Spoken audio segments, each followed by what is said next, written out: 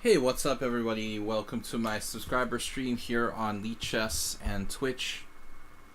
Intro National Master William Paschall. We're going to be doing a subscriber stream, which means we do game analysis with the subscribers. We can probably do up to 10 games in one session. The stream usually lasts for 2.5 hours. So we're streaming 6:30 to 9 Central European Summertime, CEST. Central European Summertime probably coming to an end very soon. But that is our time control, our time zone. Time control, what's up, Asterbait? What is your time control there, where you're at? Let's see how it goes today. I freed up some space on my computer. I wasn't sure if that was affecting the quality of the stream. I didn't have a lot of free space. But we'll see if it has a positive effect on the stream here. So guys, welcome to the stream. I've got a couple of submissions of games from Asterbait. I got Pawn Pusher, Eobatis, and Soltigo. It's brutally hot where I'm at. It feels like it's really summertime. Asterbait, it's 9:30 a.m. Still early in the a.m. out there. Alright. Let's see what's up, guys. So let's start with Asterbait's suggestion or submission here. Invite you to game study. That's not it. It's here. Asterbait. First game of the day. Thursday viewers game commentaton. The commentaton. Analysis stream. 2Shark. 2Shark is here. Alright, this is Asterbait's game with the white bits. He's playing e4. Let's take a look. The Panda, actually I have to go get Panda. Hold on a second. How could I forget him?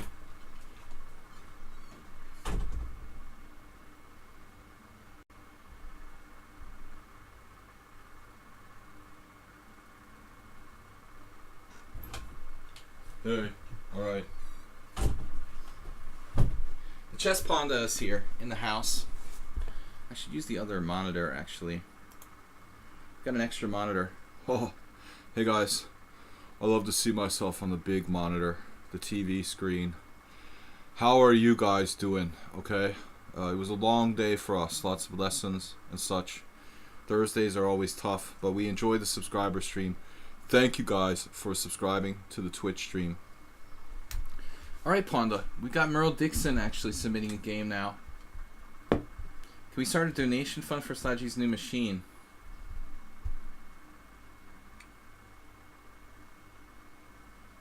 I'll take that as a backhanded compliment. Alright, Merle Dixon. Got a cheer here for Merle Dixon for 511. 511. Taking out Juicebox Wizard straight up just like that with one shot. Blowing Juicebox Wizard out of the water. 510 to 511. Alright. We'll take up a collection.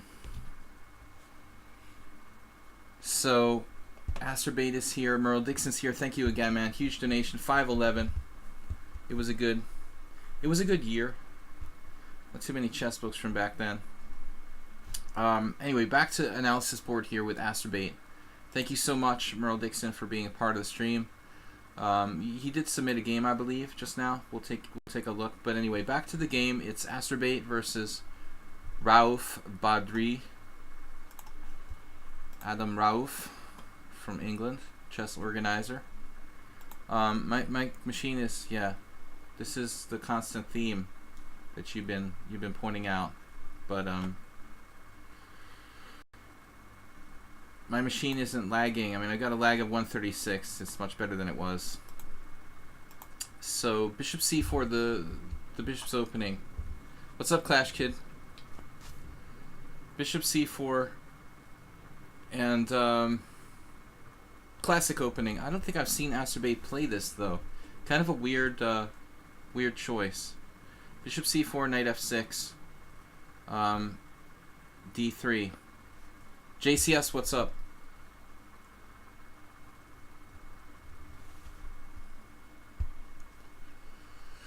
Alright, dude, let's just lay off a little bit the constant criticisms of the setup here. We want to just focus on the game analysis, Tushar, if you don't mind. Knight c6, knight f3, and then black played knight to d4. This is a very, very strange move. I don't recall running into this. It's like the bird's defense. He thought he's playing the bird's defense against bishop b5. But I don't know. The first thought is, okay, knight takes e5. It's some kind of gambit. Knight takes e5. Somewhere I've seen this before. Roast Beef, what's up? Clash Kid, good evening. Good to see you guys. Good to see you, the subscribers here in the house. Dixon, Asterbait, JCS, Clash Kid, Asterbait, Roast Beef. So, knight to d4, Zlatko Martic, I played that guy. Couldn't beat him, he was very solid. Shilling Kostic Gambit, according to Asterbait.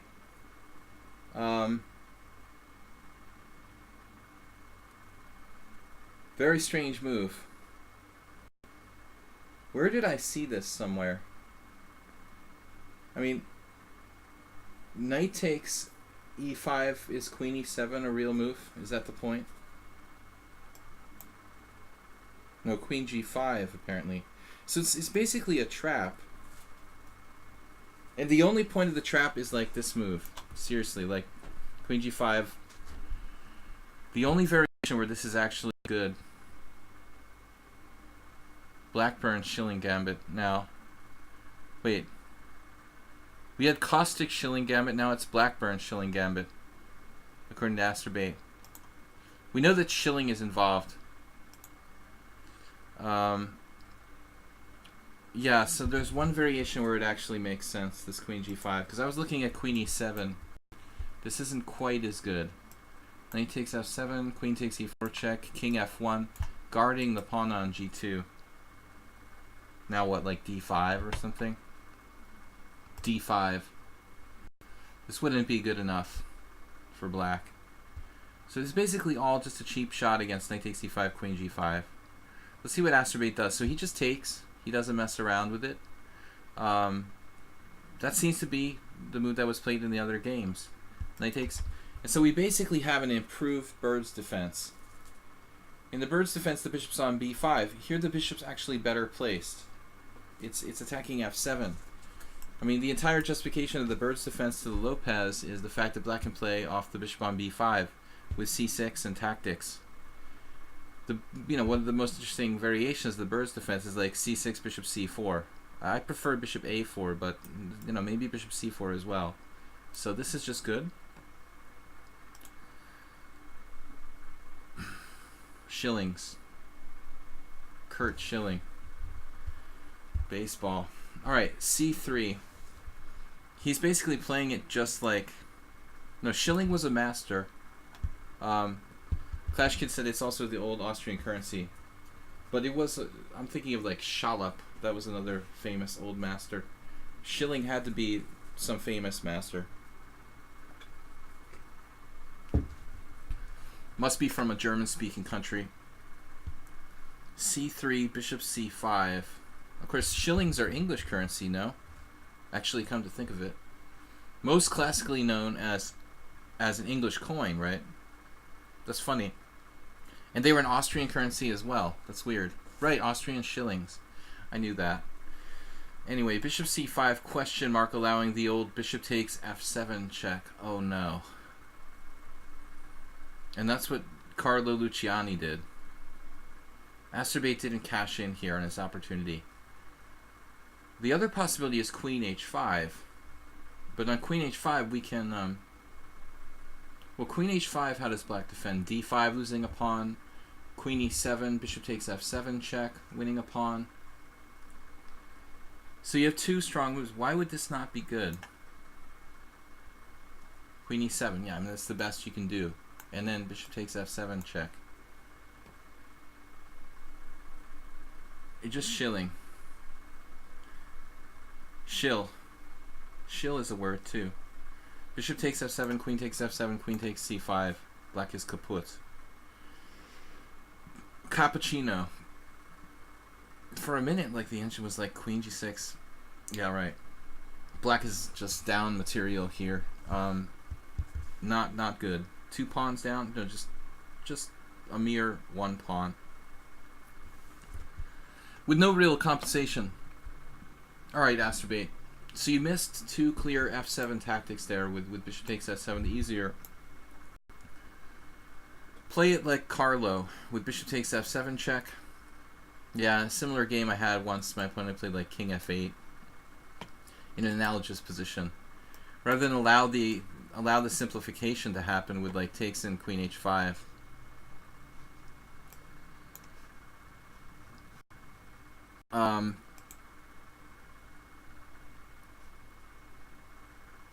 Let's see what's up here. Alright, going back to the game. Castle simply. But here we're not up a pawn. Black has time for knight e7. That's typically the bird's opening square. Probably go here. That's still not going to solve the problem of queen h5 though. So what is he playing now? If knight f6, e5, maybe knight f6, and if e5, d5, knight f6, e5, d5, similar to a bird's opening variation. Probably has to try it. He does. So the question is e5, d5, I thought. But apparently there's a problem here. Pawn takes, pawn takes. Huh. Well, I mean, white is a little further ahead in development than maybe in some analogous variation of the birds. But I wouldn't think that black was lost out of hand here.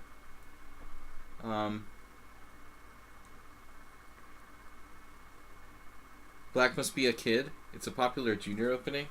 What, knight d4? I don't even understand what it does. Like, it doesn't even threaten anything. You know, at least when you play knight d4 in the bird's defense, you're attacking the bishop on b5. Like, explain to me why little kids are, you know, inclined to play knight d4 in this line. I don't understand what it even does. You're not attacking anything. You're attacking the knight on f3. Anyway, knight f6 looked like the best try. Asterbait doesn't play e5 though. You know, again, I mean, it looks like d5 isn't that clear. Pawn takes, pawn takes. Now apparently queen h5. Oh, and so you've got rook e1 check and rook takes e6. That's weird. What about like queen d6? F takes g7, and then so this is the secondary idea. You just like take the thing on h7. Oh man, that's sick. You're just taking on g7 and you're taking on h7. He can't protect his rook on g8. Is there any defense for black here? It seems almost unfair. He literally has to lose a piece with queen takes c5. Kids do play for tricks. Tricks are for kids. That's the serial. The serial, what is it, jingle. I mean, typically you'd have that, you know, like rook e1, bishop e6 kind of thing. In this sort of position, you would go here. But you can do this as well. This is like a more direct route to the double attack, I guess. Alright, Asterbait, let's see what happened. So Asterbait played b4. I don't understand what b4 does. It just attacks a piece. But, you know, I don't see any real benefits of this move. You're not going to trap the bishop.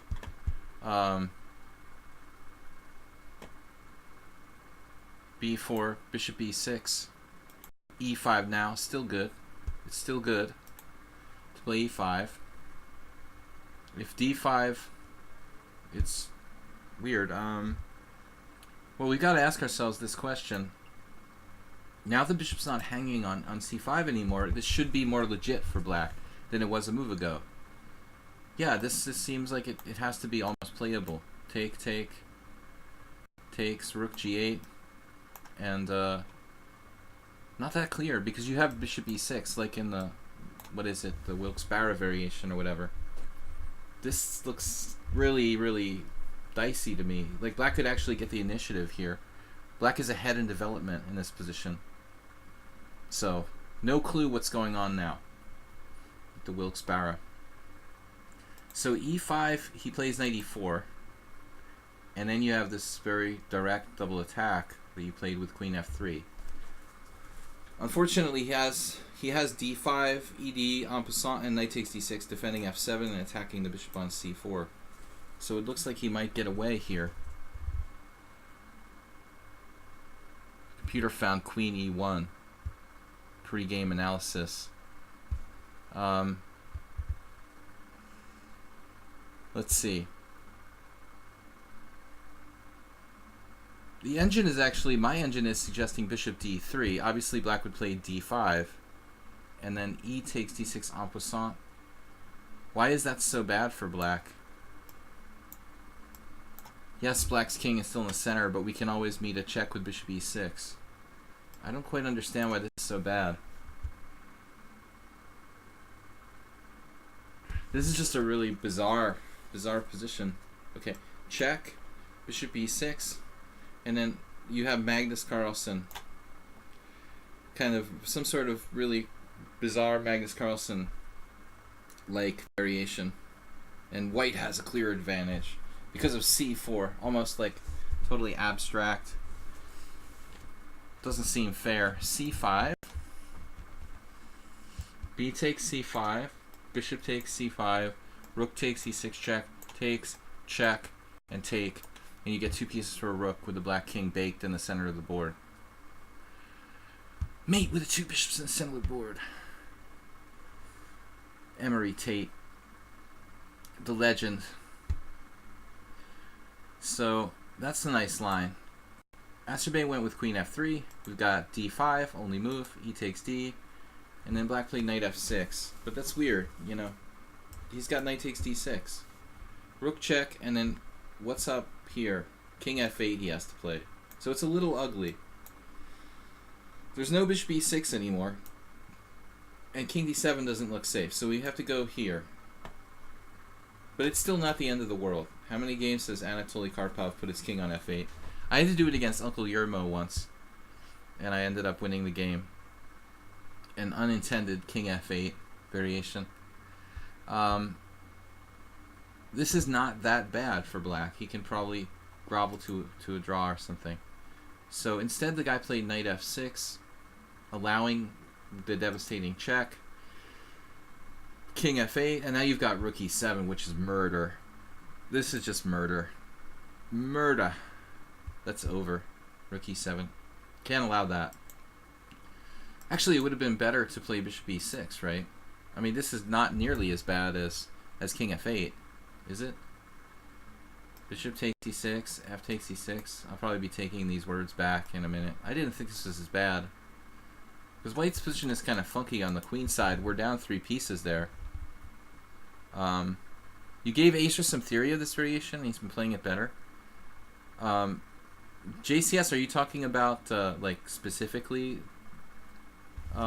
this particular line, or bishop c4, like bishop's opening in general? King f7. This is still awful for black, though. You still have a check. Well, king f8, maybe. This is too many pawns, I guess. Black hasn't lost any pieces yet, but he has lost a significant number of pawns, I guess. It's kind of weird that this bishop can't get out, and white's pieces are all crammed on the queen side, but he's still clearly better. All right, Asterbait, let's see the denouement. So rook e7 here, takes. Yeah, this is not that simple to decide on a course of action for white here now. You know, you got your rook in there, entombed on e7, about to get attacked, basically. He found the best move now in a kind of high-pressure situation. Wow. Rook, queen takes b7.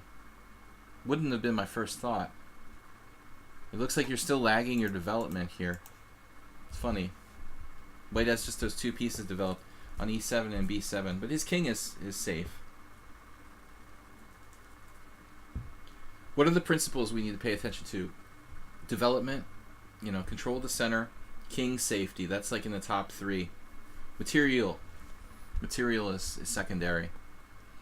So cool. Queen takes b7, and then he takes back here, which was a really strange blunder.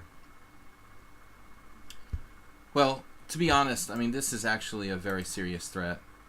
Pawn takes pawn, of all things. So if rook b8, the most logical move, white has this crushing d takes c7. That's just devastating. There wasn't really anything black could do. Queen c8 trading queens, or trying to trade queens.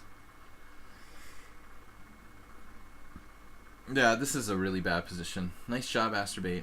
Queen takes b7, he blunders, he allows rook f7 check. Then he doesn't get mated by playing king e8.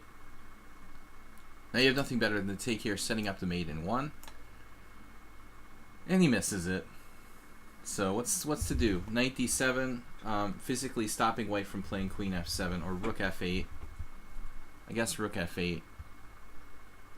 It's a really bad situation. It's like an epaulette mate. These are epaulettes, like on the general's uniform. That's what it's categorized as typically. Queen c6 check, and we just win like a rook or something here. I wouldn't resign with black though, because there is this unleashing the unleashing of evil against f2. Queen e4. Just a hypothetical variation. I guess if pawn takes pawn, we can play d4. A little bit sketchy though. You know, I wouldn't want to have no time left in this position if I were white. Good night, guys. Take care. I mean, good night, Too Sharp. So king safety, important issue.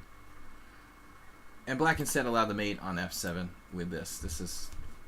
But anyways, Asterbait, you played, I think, fairly well. I mean, some inaccuracies, but overall, no major mistakes.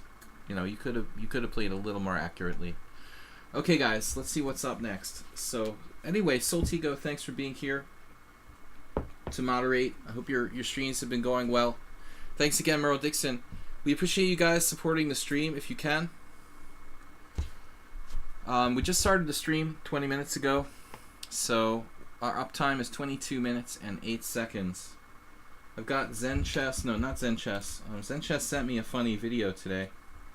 Zen Chess found the Josh Whiteskin analysis from Chess Master, and sent me a link to that. That's kind of funny. How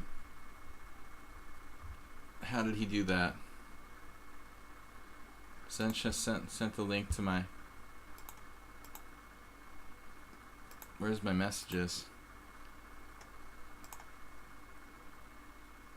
He put it on YouTube. This is Josh Whiteskin analysis of my... I haven't watched it yet.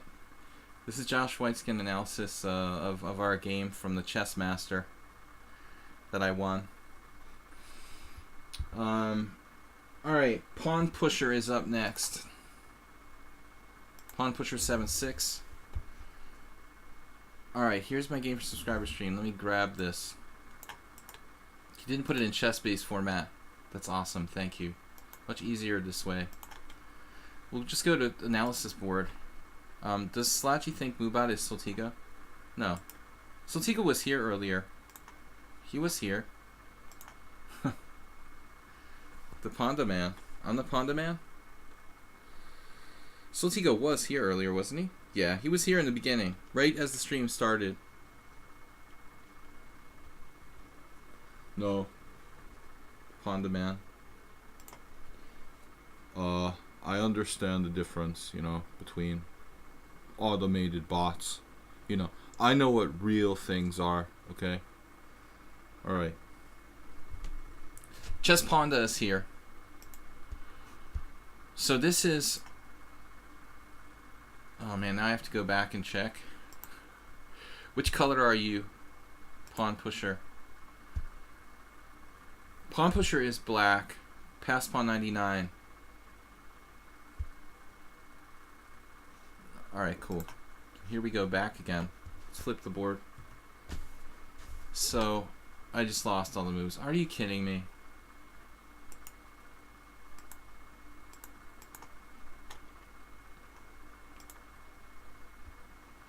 Alright, anyways. Pawn pusher 99 is black here in the French defense. E4, E6, standard stuff. Then the Tarash, Knight D2. For those of you who don't know opening theory that well, I mean, I think Knight C3 is a little more natural, you know, playing the knight to a central square where it controls two squares. Soltigo is not up too late. These evening streams are easier for him to make it, JCS. I understand if he can't make it for the other ones. The morning ones are kind of rough. Knight D2, Knight F6, E5, Knight FD7, and Bishop D3, C5, C3, Knight C6, and now Knight E2. This is standard. This is like literally the main line, the mainest of main lines in the French Tarash, I would think. Classical Tarash. C takes D4 now. It is the main line. You know, there's something weird about C takes D4 in that typically in chess openings, this exchange is actually most often a mistake. I mean, I think that any kind of pawn exchange typically releases the tension. But the problem is when you're black, you have less space. You more likely have to kind of make a concession. That's why theory says C takes D4 is better. I mean, I don't know. Queen B6 is a move, you know. I don't know where the status of this is theoretically, but it's definitely an alternate variation, an alternate reality. White can sacrifice pawns here. I guess in this line, you sack a pawn with castles. C takes D4. This is just a totally random suggestion. But there's a lot of theory in these gambit lines. Kasparov, I thought Kasparov had played this. But pretty well known, actually. I like this pawn sack line for white. But the theory, I've played some games here. There was one guy from Africa. Or he claimed he was from Africa. Can't remember now. Do you guys remember he used to play in the tournaments? My Tuesday tournaments a lot. We had one game or two games in this line. Mule Skinner might play this as well. It's like the Milner-Barry, but it's not. Because in the Milner-Barry, it's the advanced variation. And so the knight doesn't go to F6 in the Milner-Barry. Stinger 8-7. It's similar in principle to the Milner-Barry, but not the same variation, the same idea. I think that's kind of a cool line. But anyways, this is apparently main line, not an authority. Black plays F6. You know, another typical problem in the French is deciding when you can play F6 or not. You know, I think it's so hard. Nimzovich said, oh no, F6 is bad in the French because you're attacking the head of the pawn chain. But the problem is now black has no other means to destroy the white center. You simply have to play F6. And this is main line, so E takes F6. There is an, you said that this was developed by Korchnoi, JCS, the gambit you mean, that I just showed with Queen A4? Or the line here with black? Korchnoi is kind of a well-known French defense player. Is the stream dying for anyone else? That's not a good sound.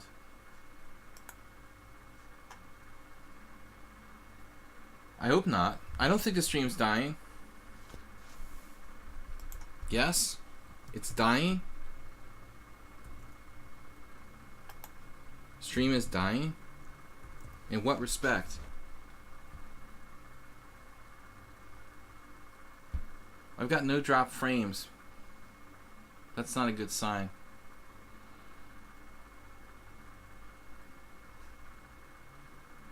Should I restart the stream?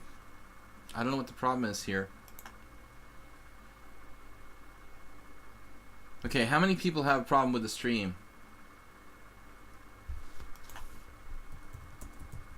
The screen is frozen or buffering. Huh, let me check mine.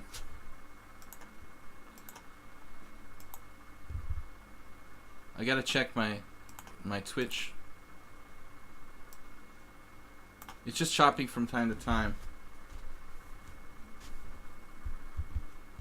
It looks like I'm not frozen. Yeah, I don't think so. I think we're okay, Soltigo. It's a little choppy though. But I'm not dying. I wouldn't call it dying. I'm not gonna I'm not going to stop the stream at this time. It's not at that point yet. So I wanted to mention that queen takes f6 is another move. It's like totally playable.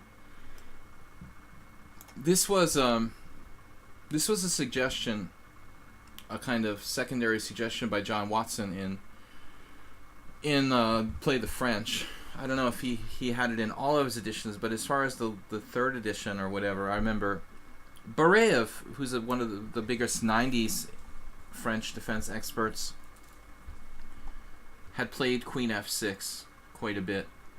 I think that deserves consideration as an alternative to the standard knight f6. I mean, there's nothing wrong with knight f6. This is the main line. So castles and bishop d6. Now knight f3, and then here's maybe like where we start to have a branch. How many camels in the house today? What's up? Spectacular Camel. Asterbait, thank you for the bit donation. Asterbait is on the board. We've got Merle Dixon, Juicebox Wizard, Mel Blanc, Cash Maui, Blaze Winterboard, Bob, Zenchess, Asterbait, and JCS for the bit donations this week. So queen c7 is the main line. I don't play really the black side of this at all, and I have only like kind of begun to learn the white side. I've been a little uncomfortable playing white. Queen c7 would prevent bishop f4, but I think I've seen castles more often here. So your opponent plays main line with queen c7. You know, there's something weird about queen c7 slightly. You would think, okay, you're putting a queen into the line of the c file, which seems a little weird.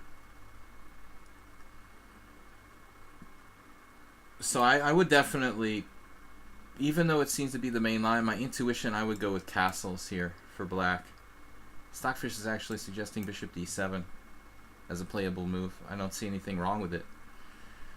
But the advantage of queen c7, I guess, is that it keeps pieces off of f4, for whatever that's worth. So now white played a kind of slightly unusual move. Here, pass pawn 99. Wait a minute, you are white, right? We've already established that. You're black. I should flip the board. I was supposed to flip the board. Pass pawn is black.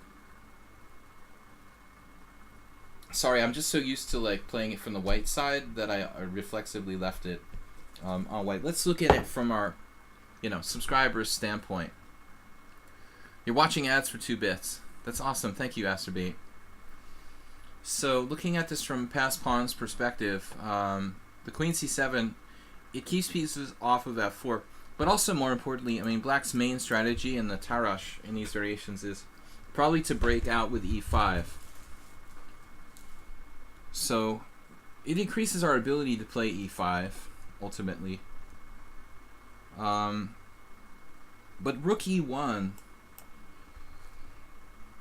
I would almost go as far as to say rook e1 is a kind of dangerous move for white, because the chances are there could be some threats down the f-file. So you've got to think long and hard about whether or not you want to pull the rook off of defending f2. Yes, there's nothing there immediate, but down the line it could be a factor. So it looks like the developing move bishop g5 is the most common. I mean, giving you the ability to play like rook c1, I would prefer that. So your opponent played rook e1.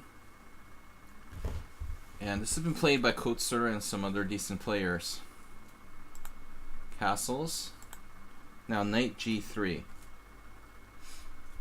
You see, while this is not a bad move, the knight doesn't really have much to do from there. So then again, what is white going to do? I mean, having played rook e1, I mean, you could also come over here, leaving the king side though. Then black's attack might be kind of significant. Knight g3 hasn't been played too much. g3. This may seem like a strange move. There is some weakness on the white squares, like f3. Pass pawn is back now. Okay. Our stream is has been a little laggy, but we're not going to stop it because it looks like it's still working. I'd like to thank you guys for watching and subscribing. Usually the subscriber stream, we don't have a lot of viewers.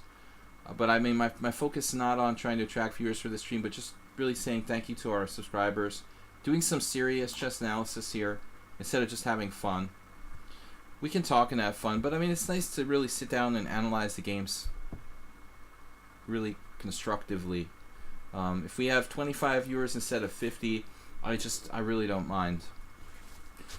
So knight g3 looks like a very routine move, and now black played h6. But here, you got to see that your whole position is you're sort of boxed in behind this center here. Rusev is a good player. Zhukova is a good player. I'd be curious to see what those two played. This Librzewski I don't know too much about. Maximovich is okay, but my main thing would be to see what these guys did, because they're quite strong. You know, Rusev and Zhukova. Let's see what they did. Who played e5 here? Neither of those guys. e5 is extremely logical, you know, to break out the kind of classic thing. Librzewski did this against Lenich. Okay, it makes sense to play bishop d7 though. Just kind of preparing by developing the pieces, and you can connect the rooks and play e5 later. Okay, both moves are playable. But h6 weakens your king side. This looks like a serious weakening of the black king side. Basically, I think the theory should be very simple. You don't make pawn moves when it's not necessary around your king. There's only frozen screens or buffering. Sound is fine. Soltigo. Yeah, I'm looking fine. I'm doing fine here with my my Twitch. Of course, I don't know if it matters that I'm closer to me than you are.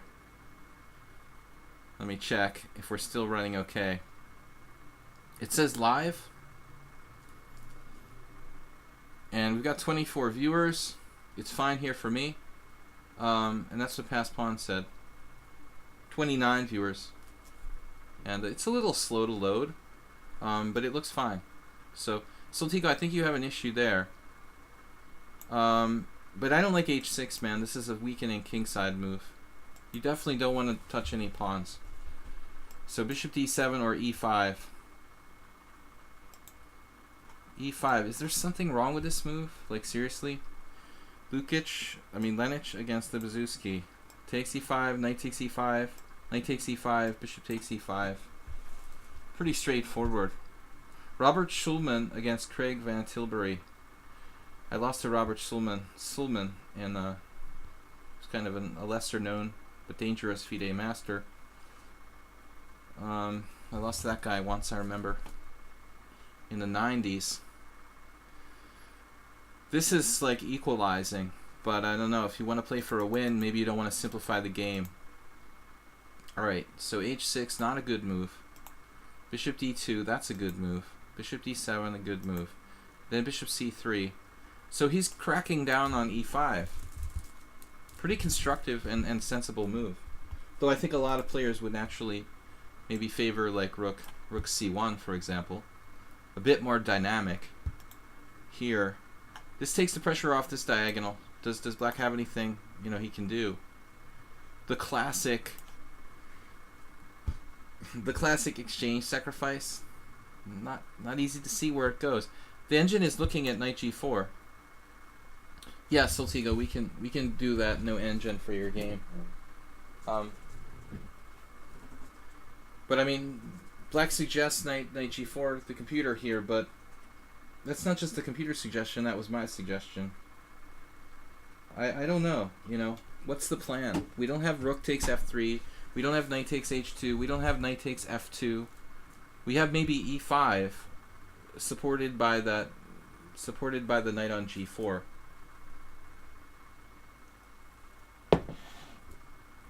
But having played this move now, our d5 pawn would be very weak if we tried to play e5. Video is working good now. Oh my god, what happened, Soltigo? Don't be so surprised. So, you did play knight g4. White played bishop c2, setting up that attack on the white squares. Who is this you're playing, by the way?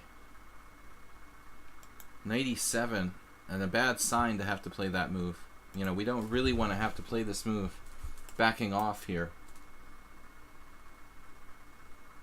Whoever white was a significantly strong player. He keeps finding like the best move. Queen d3. This isn't a correspondence game, is it, pass pawn? Now, like, it's really sick to play g6, but that's what the engine is suggesting. We wish we hadn't played h6 right about now. Knight f5, rook e2. Man, who is white here? a6 is like a cheapo, essentially, but it's still a useful move. Threatening bishop b5, a4, and then b5.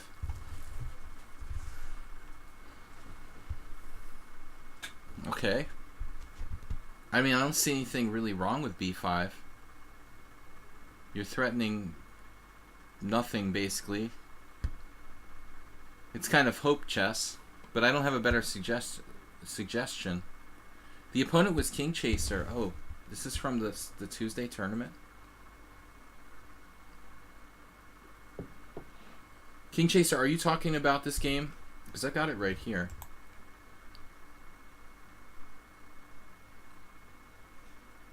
No, Soltico must be talking about his game.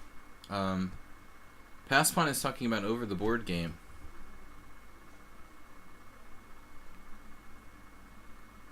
b5, b3, and rook fc8.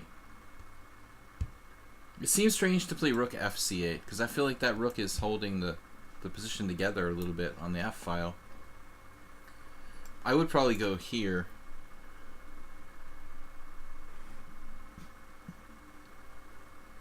It's a tense battle. I thought white is better because the decisive feature for me of this position is the lack of safety regarding the black king. You know, if everything else is equal, fine. Material, control of the center, development. But the one factor that's not equal in this position is the fact that black's king is not completely safe, and white's king is basically completely safe. So I think that h6 was a pivotal mistake. Here, and now you release the tension. Okay, b takes a, and then trying to trade queens is probably a good idea on paper. Because again, if the factor that's relevant is king safety, then that's the problem. But we've got to make sure we trade queens on the right, on the right terms. Is there a hole with this? He takes f5. It certainly seems okay for black.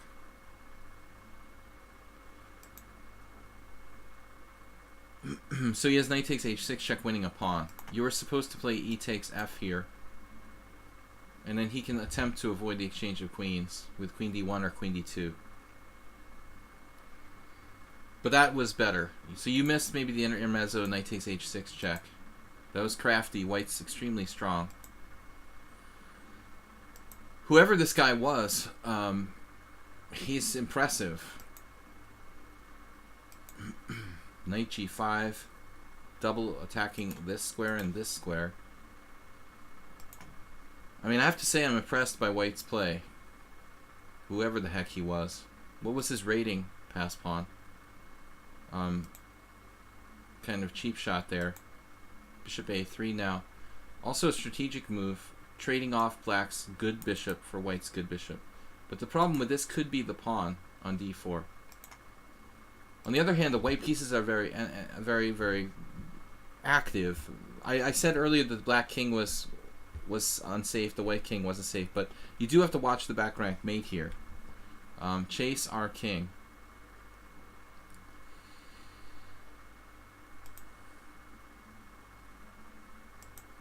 And now he sees the back rank mate. This is passive. We don't really want to have to do that, but the e6 pawn's been hanging for a while now. So he literally had to. Like, you'd rather play a5, but this pawn is hanging on e6 as well. a5, very strong positional move, fixing your pawn on the wrong color. I mean, I feel like white is playing kind of master level. Close to master level in this game. Pretty scary. And you don't really want to trade pieces. And then another good move. 1900 level. He's played better than that. He's been kind of scary. Rook b8. Because he's both good tactically and positionally. Are you sure he didn't take his computer to the tournament hall? Did you check in the bathroom when you were playing this guy? Bishop e8? Dude. Now it's just like capitulation. I mean, this guy played really, really well. Did you do a game analysis of this? This is over. Like Nimzabich. This is totally over now. There's no mates. If you told me he was like 2150, alright, but 1900, he seems much stronger than most 1900s. Damn, dude, he just went through you. Played very efficiently.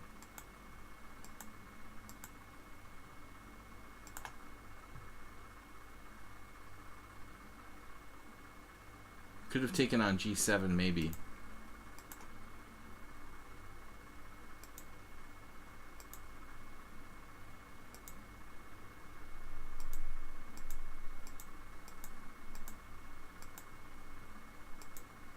No, it's time to resign.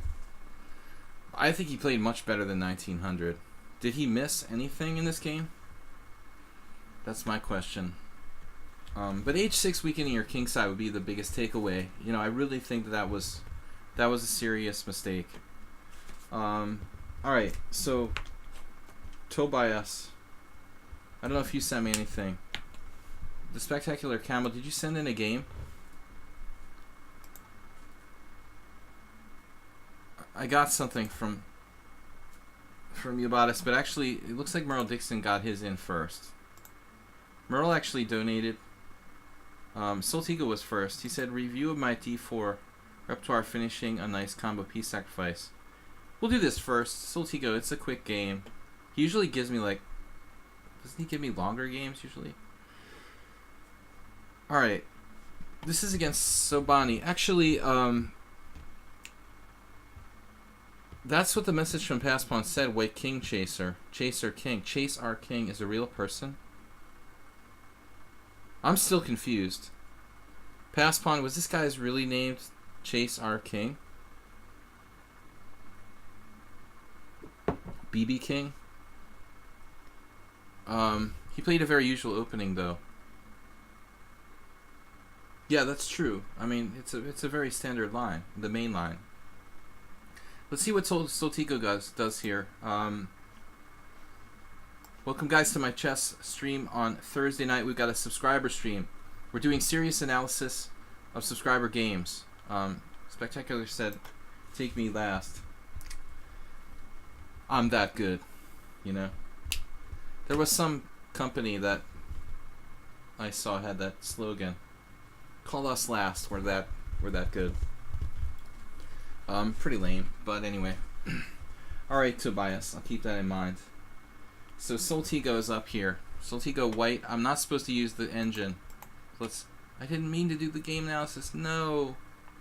No, we're not allowed to do this. Let's go back. Can I escape? It's like doing Stockfish 3 analysis. I didn't mean to do it. I won't look. Wait. You said no, I didn't give his real name. Okay. He remains anonymous. But I don't understand one thing in all this discussion. Why did Soltigo say... You said something about King Chaser. Spawning the confusion. Alright, so knight f3. Soltigo's playing his new positional style, which he's been, I think, more effective with. Knight f3, d5, d4. g6, here the computer being overly critical. Giving g6 a dubious. I'm not supposed to use the engine, but it pre-analyzed some moves. So g6, I really find it hard to believe that g6 is such a bad move. Worst case scenario, black could play a kind of Schlechter-Schlav with c4, c6. How bad is that move order for black? c4, c6. It's just a transposition, isn't it? I mean, there's nothing special white can do. So that's what happens, c4, c6. Now, it is possible to play... Soltigo's a flat earther. You can use the analysis engine. It just ensures no lag. Merle Dixon knows about the flat earther conspiracy theory. Flat earthers think that I have lag.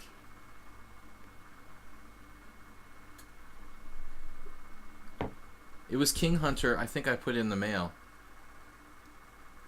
No, it's not necessary, Soltigo. I enjoy doing the analysis without the engine on. You subscribe to the flat earther theory. I didn't know that. Alright, so G3, he's playing the white side of a Catalan. The problem with this is that you're going to transpose to like a mainline Grunfeld that's equality central. So it looks like you've got to really try something here if you want to get an advantage against this stupid Schlechter Schlav. You know, for a long time I played this lame thing like CD, thinking that, okay, the exchange rotation is slightly better against G6 because the bishop's not effectual in the structure. But I've begun to run into that, you know, at the point where I think that here also, you know, white's advantage is not very significant. So, feels like white has to try for more, but I don't know what to do. Here, bishop G7, then what do? The vast majority of players playing like CD5. Look at that, 20 games with CD5. That's the best that white can do. You know, I'm going to play like D5 and G6 and C6. You're welcome, pass pawn. But I think, you know, that's the thing to take away from it. The other thing you can think about pass pawn was whether or not, you know, you want to play queen C7 in the first place. It has its disadvantages. Even though it seems to be the main line, it doesn't mean it's the best move. You know, you may want to consider not playing queen C7. And then there's the other possibility of playing E5, which looks like it just equalizes into kind of a admittedly uninteresting position. Anyway, Soltigo, I prefer this to the transposition to the standard stuff here. But we get an interesting position because your opponent played d takes c4. And this goes into a pretty unknown area, the gray area. It's basically a cross between the Slav and the Grunfeld. Kind of interesting. Vast majority of players here play knight a3. Castles is fine. And even a4.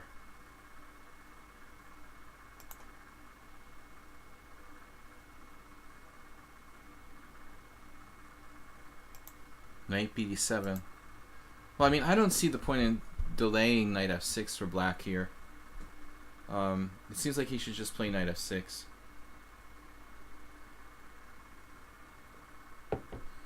I mean, I guess I do understand the point. Black wants to try some desperate hanging on to the c-pawn on c4. But that doesn't really seem like a good idea. If you were to play knight f6, we transpose back into kind of a typical position, it looks like. So black plays instead knight d7 with some fantasy of maybe hanging on to this pawn on c4. Van Veli, I would pay attention to for two reasons. This is 2018, and secondly, he's extremely strong in the opening. Malok may, you know, he may fade strength-wise over the years, but he knows opening theory better than, you know, better than his rating. I mean, if he's 2660, his opening theory is like 2760. Knight d7, knight b6 looks a little artificial to me. But Soltigo plays fully in Gambit style here with knight to c3. I would be more materialistic probably, and then the a4 makes sense. He wants to play a4 with a5 possibilities and knight a3 behind the a pawn. In other words, to beat Fregenet is pretty impressive. a4, the only move played. Okay, totally new approach now. Basically making no effort to win this pawn back, though. Makes me a little bit unsure what White's plan is. I mean, if we're not winning this pawn back, we're playing like me 25 years ago. I remember I had a game. I just like put my pawns in the center and like hope something good happens, even though I'm down a pawn. But that's the question. What are we doing here? E4. It looks like bishop g4. This is a perfect opportunity for black to play bishop g4 and trade pieces. Maybe it's overrated. Bishop g4, bishop e3, and ultimately that's a bishop that we might want to get. You know, maybe this is still good for white. I mean, I guess at the end of the day, the knight is misplaced on b6. This extra pawn isn't going anywhere. We can pick up the bishop pair, and black doesn't seem to have really a forward plan. I mean, it just sits there with his knight. We can play a4, force him to weaken himself with a5. Then we have tactics with d5. I will say the entire plan with knight b6 is kind of artificial for black. So, yeah, queen b3 in these lines was suggested by pass pawn. Of course, you can play queen b3. It's like a quiet system. After knight f6, queen b3 is very, very popular at the moment. I tried it a little bit. It's basically nothing. I mean, it's almost impossible to get an advantage in these lines. These Fianchetto-Grunfeld lines. It's like banging your head on a cement wall. I think, you know, look at the amount of draws. It's like ridiculous. 64, 47, 52, 62, 59. I mean, there's so many draws. The main line is like CD, you know, CD, CD, and we've got mainline Grunfeld, Fianchetto variation. Queen c2, I mean, sorry, queen b3 did see a lot of play recently, but I don't think it's anything special for white. Anyway, back to the game. So e4, and then black plays a very strange move. This is like positionally catastrophic. Where is his bishop going to go? With the pawns on e6, knight on b6, bishop on c8 that can't join the game. Plus you weaken the dark squares all around the position. So e6 is a very serious mistake. Soltigo just goes right away with e5, you know, probably looking for kind of direct infiltration.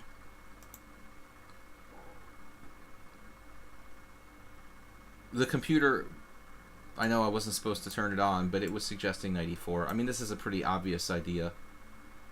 e6 was a really, really bad move. What's up, move 11? Bishop g5, focusing on the dark squares. I mean, the holes here are just crippling. Knight e4. And this is basically like strategically lost for black at this point. Pass pawn said this line just rock solid for black. Well, the line is rock solid, but taking on c4 isn't the most solid approach. And following it up with like knight d7, knight b6 is not solid at all. It's like extremely materialistic and dangerous.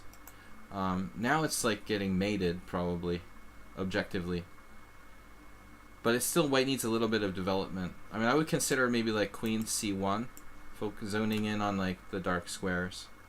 Notice that black has no counterplay with c5, like you would normally play for. This is horrifying. I mean, he can maybe play like rook d8, but we can play rook d1. This just looks like it's lost. But maybe Soltigo. Okay, he played knight f6. Maybe we just hang out a little bit and build the position more before we act with knight f6 check. So I like queen c1. Queen d2 is, excuse me, I'll go back to the game there. Queen d2 is tempting as well, but I think my view would be, if this is at all an idea, I mean the queen is less exposed on c1. Plus we keep an eye on the pawn on c4. Move 11, good to see you, man. So knight f6 check, king h8, and then h4. Okay, this is a standard idea. But again, we don't develop any pieces. I still prefer the queen c1 idea first. Maybe then we can go with h4 down the line. This gives him time. He could have played h6, and I'm a little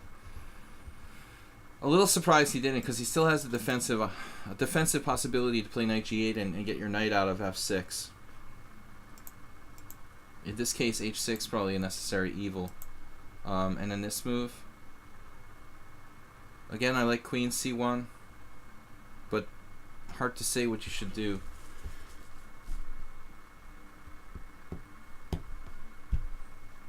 This looks like a good move. It may be hard to crack, but I don't know what you play here with black. after queen c1. Is this a problem, like coming in here?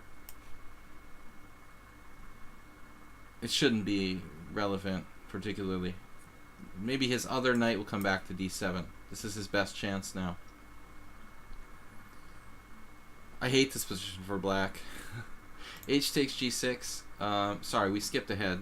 So Soltigo played h5. And, well, I don't see anything dramatically wrong with h5, but you're still not developing your pieces. I mean, if the plan is king h2, rook h1, that's an interesting idea. King's Indian attack style. Yeah, attack where the pawns point. It's a Silman. Silman, the amateur's mind. I was talking about that. So h6 now. Uh-oh. We're going to lose a pawn? Not really. A lot of exchanges. Uh-oh. Wow, Soltigo sacked a piece. So if we just come back here, that would be my first thought. I don't know if I would go as far as to sacrifice a piece here. It's like the old Soltigo. Yeah, the computer recommended bishop d2. So, like an old friend of mine said about me, the old me used to prefer unclear to slightly better. H takes g5. Soltigo here preferring unclear to slightly better. And now why not knight takes g5? Seems like Soltigo was a little sleepy for this game. Okay, I would assume that knight takes g5, f takes g would scare him out of this move. That's the key question. Knight takes g5, f takes g, and it looks like you run out of steam right about this point. I mean, white is a piece down. So, and f6 is under siege. Les siege. So, it's a bit of an issue. You have to pull your knight off of f6. Man, that's kind of nasty. To find this wouldn't be easy, and it looks like things like rook f5 are possible. I have no idea what's going on. It got out of control. Soltigo, out of control. I would have played controlled with queen c1. h4 was a little rash. The Ponda is here, though. I think perhaps, you know, Soltigo was thinking of Ponda. Also known as the h4 Ponda. But that's fine for blitz games. What's the time control here? Knight d5. Okay, we skipped ahead again. So the actual game was h takes g6, h takes g5, and then pawn takes f7. This is a natural move. Undermining, you know, what's left of his position on the king side.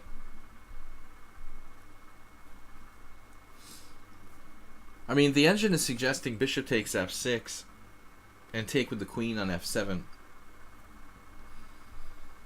That's probably the best, but in the cold light of day, I mean, it's a little scary to give up your bishop that's kind of protecting your king here. So this is like a more natural response.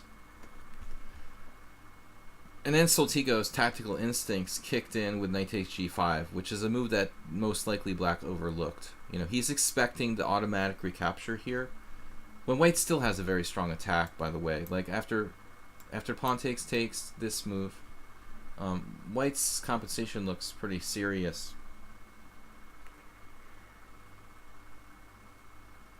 I mean, it's going to be like, what, 3 pawns for a piece with a scary situation? Let's see, bishop takes, check. You got no development. King g7, queen takes g5, check, king f7. Is this over? The black king is surviving? Like bishop here? Turn on the engine. Yeah, this apparently is not enough for white. So, I don't know what to suggest there. Anyway, that's what black expected. But Soltigo just took here, which was a very, very much stronger move than recapturing on f6. Well spotted. Knight d5, and suddenly he's like winning. Simply playing for like kind of brute force control of h5 and mate. By the way, bishop takes d5 frees up h1, you know, for invasion along the h-file. Brute force. Now, does black have any defense here? Apparently, rook takes f7. This is the only try. Rook takes f7. Knight takes f7, I guess. Queen takes f7. Take here. Black recaptures, and you're up the exchange. I would assume this is at least better for white. You know, probably winning, but clearly better for white at the bare minimum. With the h-file coming down, maybe white's just winning. But he plays e takes d5 instead, and then it's just takes, and a very clear devastation about to take place. So rook takes f7. Does that hold at all?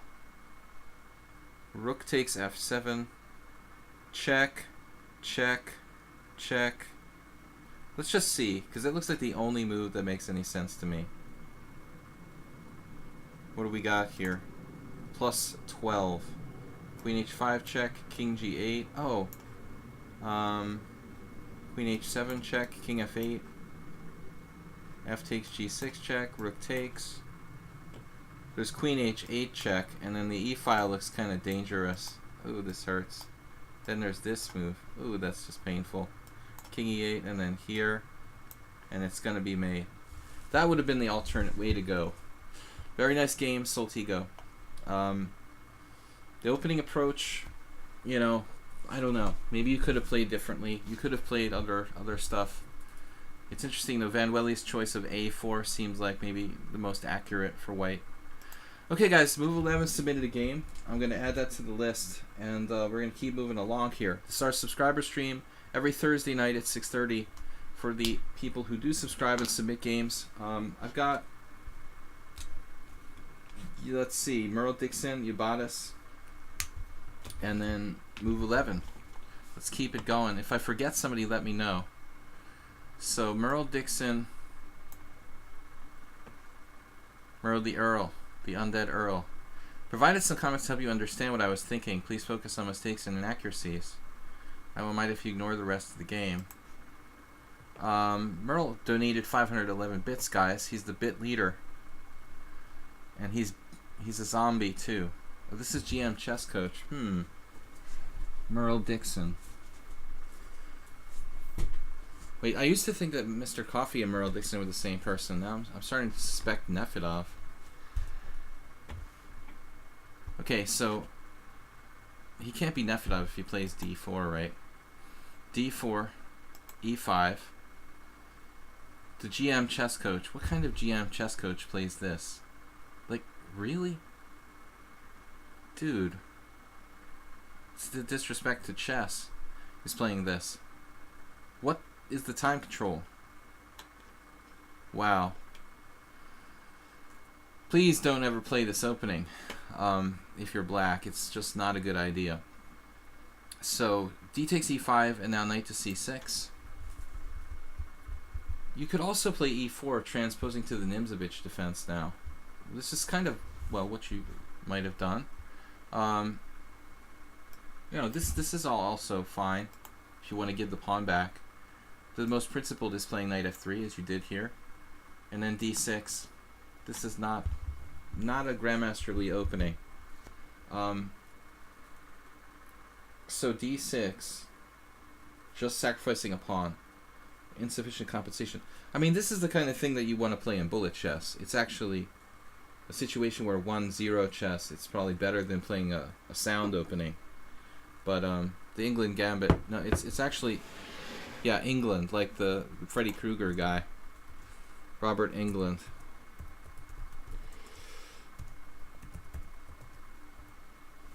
Otherwise known as Freddy Krueger. Yeah, d6, and now you played e4. That's a lemon, though, you know, because you're giving him a much improved version. If you wanted to give the pawn back, you should have done so on like move 2 with e4. Now you've improved his position. You're allowing d takes e. He gets the pawn back, but he gets the pawn back in a better situation where he's basically got an open diagonal for his bad bishop on f8.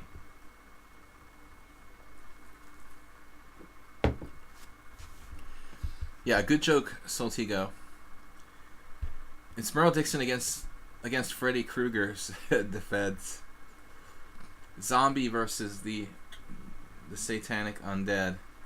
But this is a very bad move. Like, it should probably get a question mark. I was trying to get some control of the center.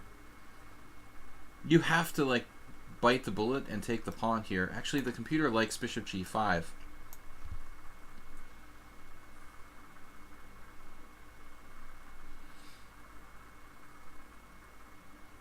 This surprisingly hasn't been played much. Of course, this position doesn't arise at the master level, really. This is surprisingly good. But I think as far as the England gambit goes, maybe you should just play f6, man. I mean, with black. This guy isn't a real England gambit expert. I mean, if you're going to play the England gambit, at least play it properly. Chess coach, GM. I think that probably f6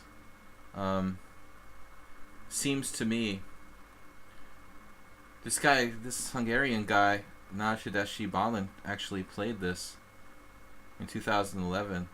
And Carlo Rossi, who's another solid IM. So this has like legitimately been played. This has got to be. So e4 here. What about now, though? Well, this is a transposition to some other opening, I would guess. Like a weird King's Gambit or Latvian. It's almost like a King's Gambit declined, reversed. Does that make sense? No games. I think f6 is better than d6, to be perfectly honest. Whoa. Sano Vahap has been playing this. Forgive me if I pronounce that guy's name wrong. This Turkish kid has played this for reals. He's crazy. He played it against Bindrich and like, that's insane. He played it against this guy Venkatesh and beat him. Oh my god. That's embarrassing. So what did Sano Vahap do? He did d6. Oh my god. I seriously like f6 better, I think.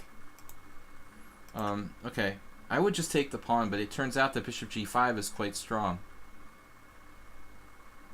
That's surprising, like no one seems to know this. Bishop g5, queen d7. We basically got a kind of free move. And now e takes d6.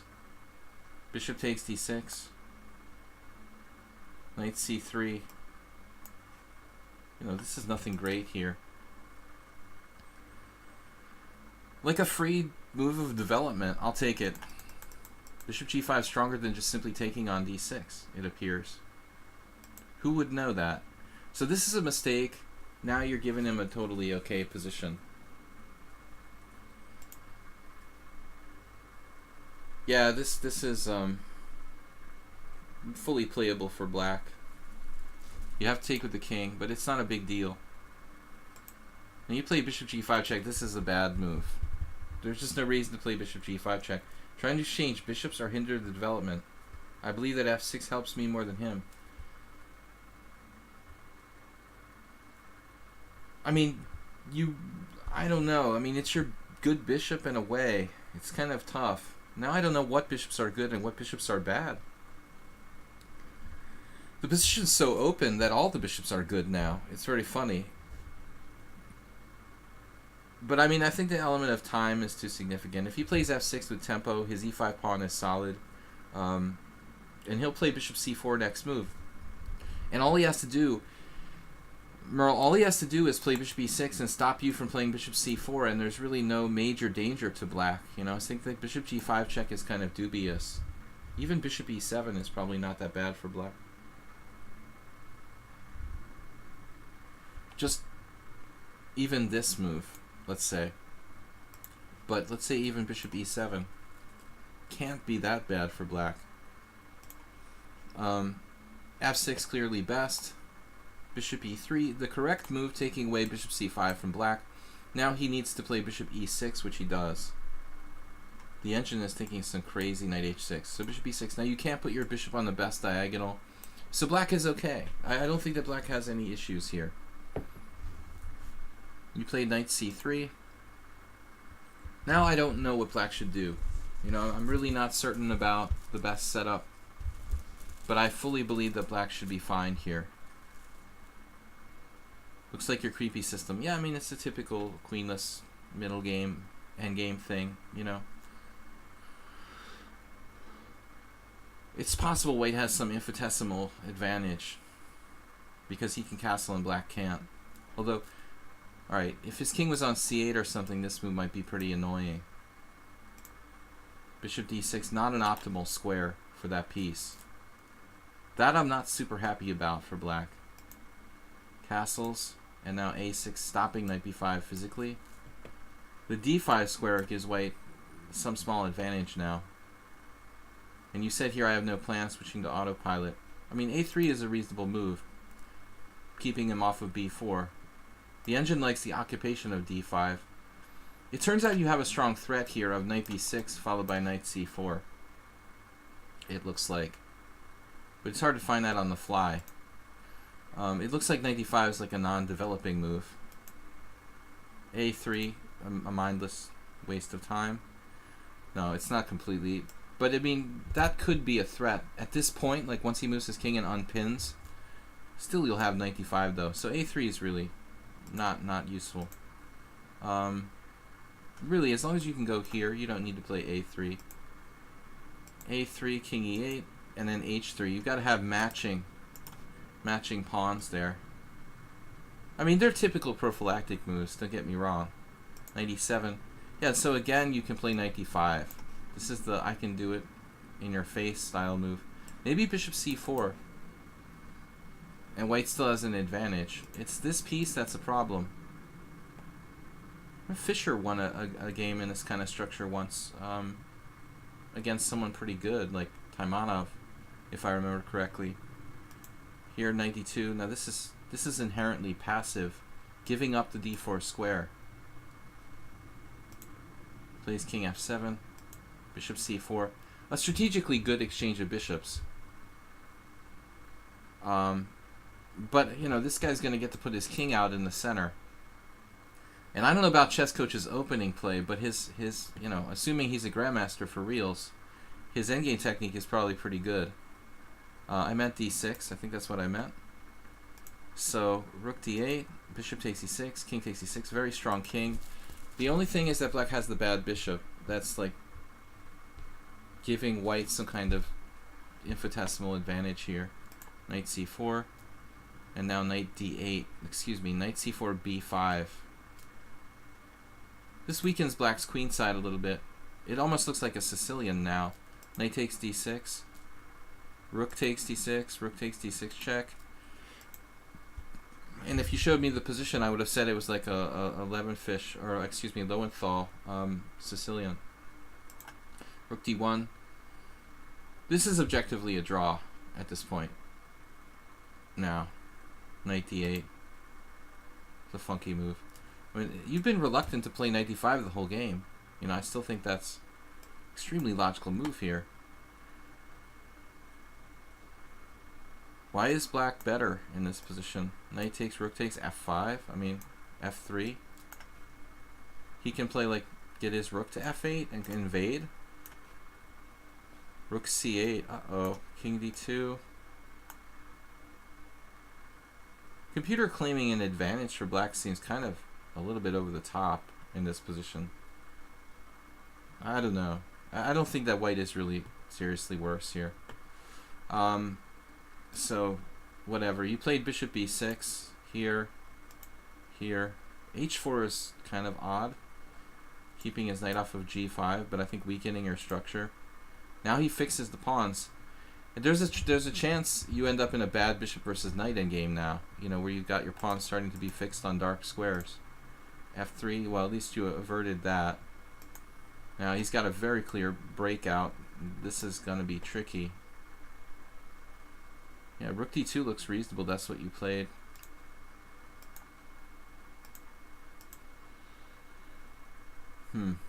Very little counterplay. What about your king, Merle? You're not going to play with your king? Here it comes. Just in time. g4, very strong. This is trouble. It's like playing Varusian Jacobian or something. Get to the end game and suddenly, oh man, this guy's pretty good. g4. You were terrified of allowing a passed pawn. Yeah, I mean, I would have done the same thing as you, to be perfectly honest. I probably would have taken an f3 too. That's scary. I mean, what are you supposed to play here? I mean, he does have knights, not a bishop, but I mean, this is an awkward position. King e2. That move might be seriously an option. King e2, and not easy to find that. On king e2 now you have g takes f3, king takes f3, just surviving. If h4, for example, this is not easy to defend. This is the kind of position where it's like Stockfish says it's 0.2, but it's only 0.2 if White plays like perfect moves. I mean, a lot of players would lose against Grandmaster Chess Coach here. It's not easy to play, but I think that's your best shot. Instead, you played like what I probably would have done in a blitz game. Hopefully, I wouldn't have done this in a real game. But suddenly, your pawn structure's broken. The e4 pawn, and this is like a dual threat. He's played this really nicely. I still don't believe he's necessarily winning. He could theoretically attack e4 3 times. I mean, he has 3 pieces that can attack on the same color complex, and you have only a rook and knight and king maybe that can defend. This bishop is the problem.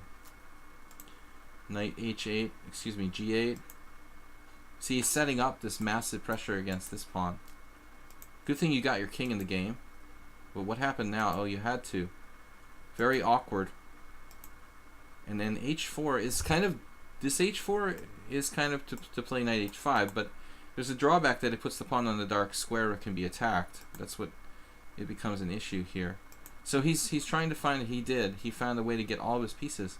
But it's a strange move because, you know, with this way... How else can he attack this? Can he get a knight on c5? You know, could he play like knight b7, knight c5, and triple attack the e4 pawn? I mean, you would stop him with like b4 probably. But if you did that, you would weaken your position too. The computer might seriously consider this, like knight d8, knight b7, knight c5, to get a third attacker. And there's also invasions over here. Knight g5 was a really bad move. I mean, that's strange. You know, now it's simplified. Your king is close to the center. But why the passive square here? Maybe king f2. White is slightly worse. But are you lost? Man, now you went there. Damn, you're hanging on. b4 only move. You know, here, now he's forced, and now his b5 pawn is on prise. Rook f4 check. I don't want to be playing bombist here in this position. King e1. You played king e3, that was a mistake. King e3, knight g4 check, king d2. It's hard to see how that's a mistake. I mean, king e3 looks very logical.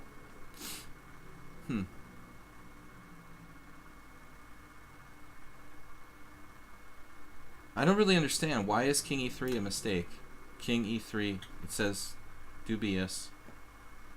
It's very hard to understand why this move is a mistake. I mean, he didn't even find it.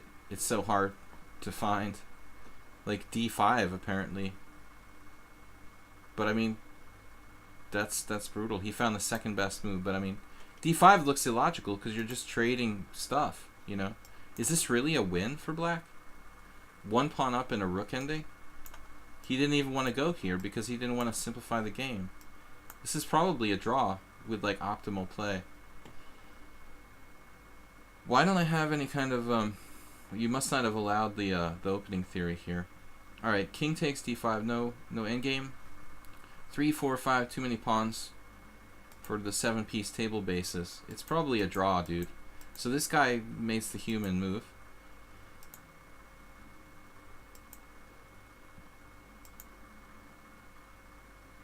I mean, this is a concession now. What about rook d2? Something along those lines. Or king d2. Just a waiting move. I think you gave ground with knight d1. That might be a serious mistake. Here. Apparently he blundered here. Wow. So he's basically on the verge of winning with knight takes d5. Still, the position is very simplified. It may just, in fact, actually, what am I talking about? You have rook takes e5 there. No, this is not anything. King d6, but another impossible move to find, and it's still probably a draw. You're just taking the pawn now. Merle the Earl, yeah, he's got to take this, and this is a draw.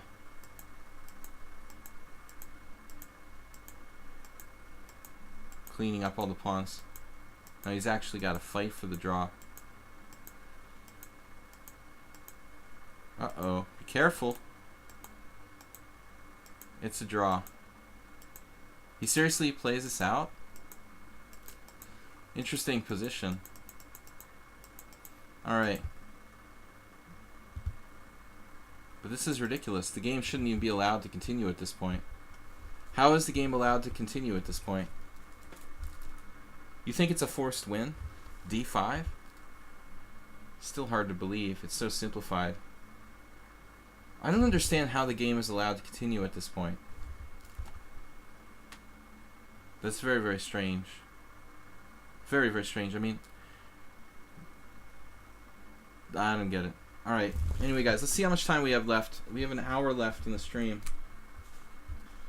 Time flies when you're having fun. But Merle's done. We got Tobias and move 11 for games. Nice fight there against the Grandmaster. You were kind of on the verge. Knight d1 pulling the knight off seemed a little bit weird. Good game though. Good game. Good fight. Not an easy game. Guys, let's see how many people we have. 29 viewers. Let me see if I can update this. It's our subscriber stream, so it's usually a smaller crowd. Most people don't have the wherewithal to bear with serious chess. Seems like non-serious chess is the name of the game in on the internet, but I like to make something constructive happen here on Thursdays, so we get some really good analysis. Subscriber Bits Leader. Alright, subscriber Bits Leader. Good game. That's why he's the leader. Because he's good at chess, and he wants to play real games. Good job, Merle Dixon. Alright, Ubatis and Move 11 are up next. Guys, please support the stream, as Merle did. You can also send a donation via PayPal. Please check out my YouTube channel as well, Video Chess Training on YouTube. Subscribe and like over on YouTube. I upload all the Twitch streams up there. Acerbate. Very kind words for Merle Dixon. So, Ubatis is up next. Zuckertort opening Black Mustang defense. The Black Mustang defense? Like, I've heard that. Where would that possibly be invented? So, Ubatis played Doc Marvin, which is correspondence chess. And Doc Marvin, I think he's from Germany. Also has an ongoing correspondence game he challenged me to. So, we'll see what happens there. Alright, Pass Pawn 99. Good to see you're still with us. We're going to take a look at Ubatis' game. He's playing white. But this being a correspondence game played 3 weeks ago, it could have started very long ago. You know, these games last typically pretty long. At the moment, it looks like Ubatis is playing Knight c3.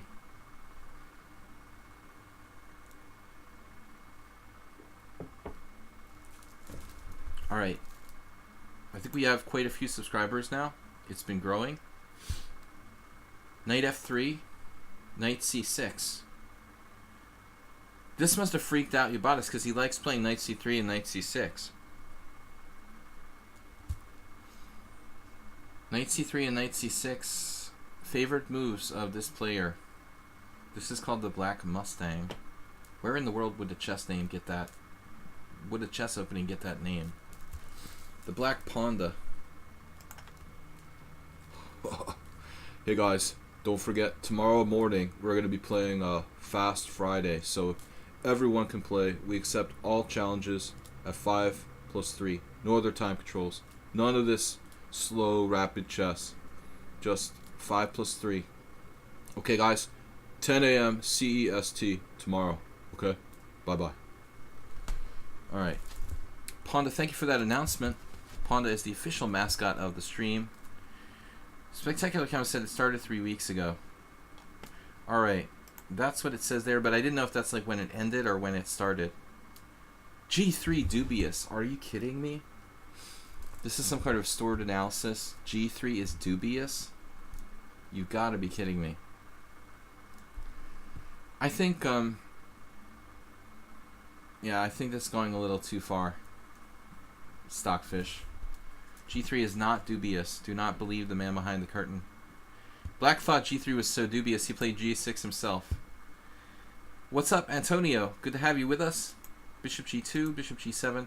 Now, one thing I will say, I've done some videos on chesslecture.com, a site that I work for. Where I did a series on talking about different ways you can, you can improve your practical winning chances. The other day, I featured a game by Param Muksutlu from the World Junior where he played, and I was telling Yubatis about this today, where he played H5. It was like very early, Ponda style. First round of the World Junior. It was basically C4, E5, G3, H5. And I've seen other good players play this, like Indich. Why would a player do this? To create a dynamic situation where there's more tension, more ways the opponent can go wrong. One of the ways the opponent can go wrong is like castling wrong, okay? So I think that the important thing to do with castling isn't to like blindly say I'm going to castle here, I'm going to castle there. Try to consciously like keep your options open as long as you can. Be more mindful about castling, not robotic about castling. I think mindfulness regarding castling would be the catchphrase. Here Yubatis castles immediately. I prefer to keep my options open in this position. So you have lots of options. You can play the English, you can play D4, you can play E4. I guess technically there's nothing wrong with castles, but it would give the black player the chance to go Miso, Sabalo, and some sort of crazy H5, H4. You don't have to give them that craziness. Another strong player, I've seen lots of strong grandmasters who would play wildly with H5, H4 type of pushes. And it's not such a bad idea in practice. So I think you should wait. But okay, castles.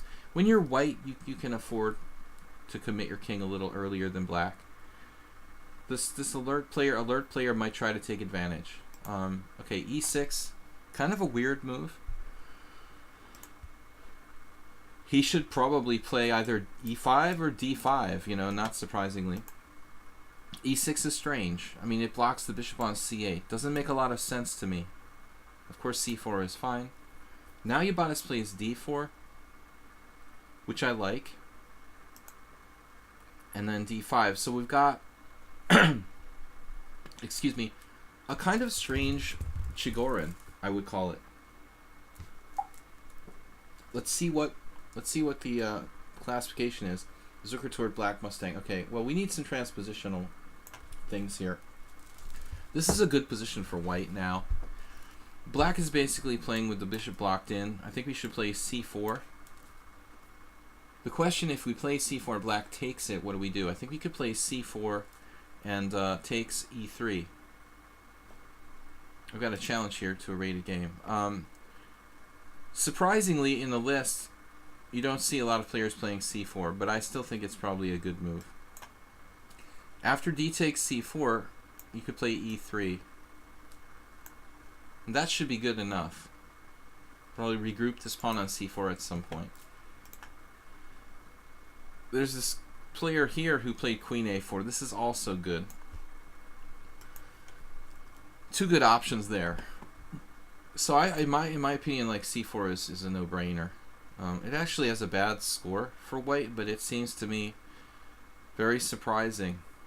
Look at these games. Bernatsky against Shimanov, 0-1. Rozum against Fedoseev. Well, we see why black won that game. He's a monster. I mean, Fedoseev is just a monster.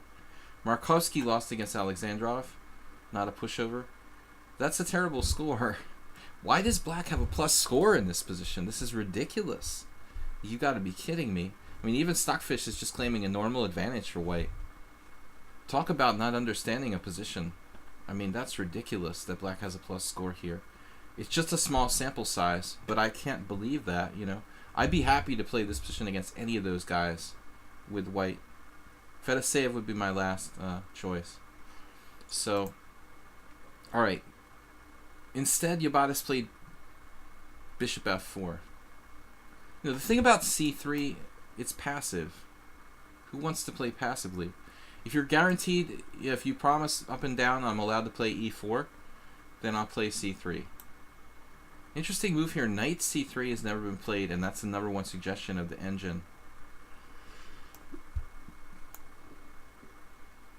Threatening to bust the e4. And if black played f5, then it's time to get funky with the bishop f4. Now it's even more justified. That's what you should have done. Rapport system. Now you just get in c4 later after maneuvering e3, knight e2, knight c1, knight d3 or something. Yeah, I mean, typically the bishop would come out. Pass pawn, of course.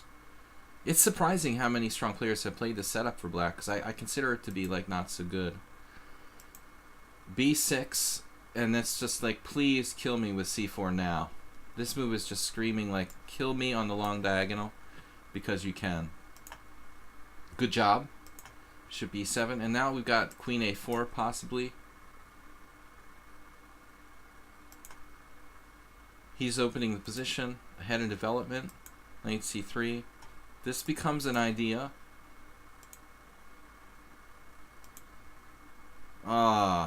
Hesitation.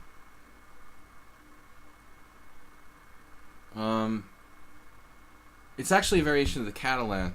That's true, JCS. And it's probably other openings at the same time. It's probably a hybrid of...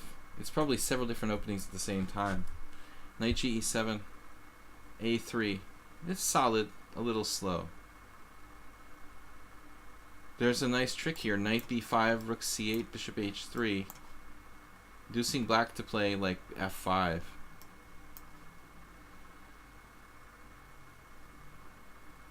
And don't ask me about g4. That would be insane. That's like total Richard Rapport. Absolutely Rapport style. g4. I don't know if I could go in for that. Anyway. Alright, so Yabatis played sensibly. He played a3, castles. Now, I mean, why not just play b4? I mean, it's a possibility black could play a5. But I guess you could just maintain your position with like queen b3. So I like b4. Here, here, here. Now watch out that your bishop doesn't get trapped. That's the only thing that can go wrong now. By the way, Yabatis, I've sacrificed pieces with knight takes d5 in these type of structures because I've played them a lot. I haven't seen the game yet, and it's very possible he's got that on the move. Juicebox Wizard, welcome to the stream. If I sound a little strange, guys, I got the allergies, but I've been like talking a lot today. That's the other thing. Maybe Yabatis misses his shot now. Rook e8. Can we pop a cap in him here with knight takes d5? Oh, you can't pass on this, can you? He's gonna sack his queen. Oh my god, who was it that did that to me? Pichu, right? It's the queen takes d5, knight takes d5, queen takes g2 check, king takes g2, knight takes e5 check. Do you guys remember when I lost against Pichu? Oh my god. This is the thing that can happen. And now the computer is claiming this is equal. 0.1. But we don't want to go here. We don't want to go here. Alright. That's the one bad thing that can happen if you try to take on d5. This is just absolutely unclear. Don't want to go there. So back to the drawing board. But anyway, it's something to look for, Tobias.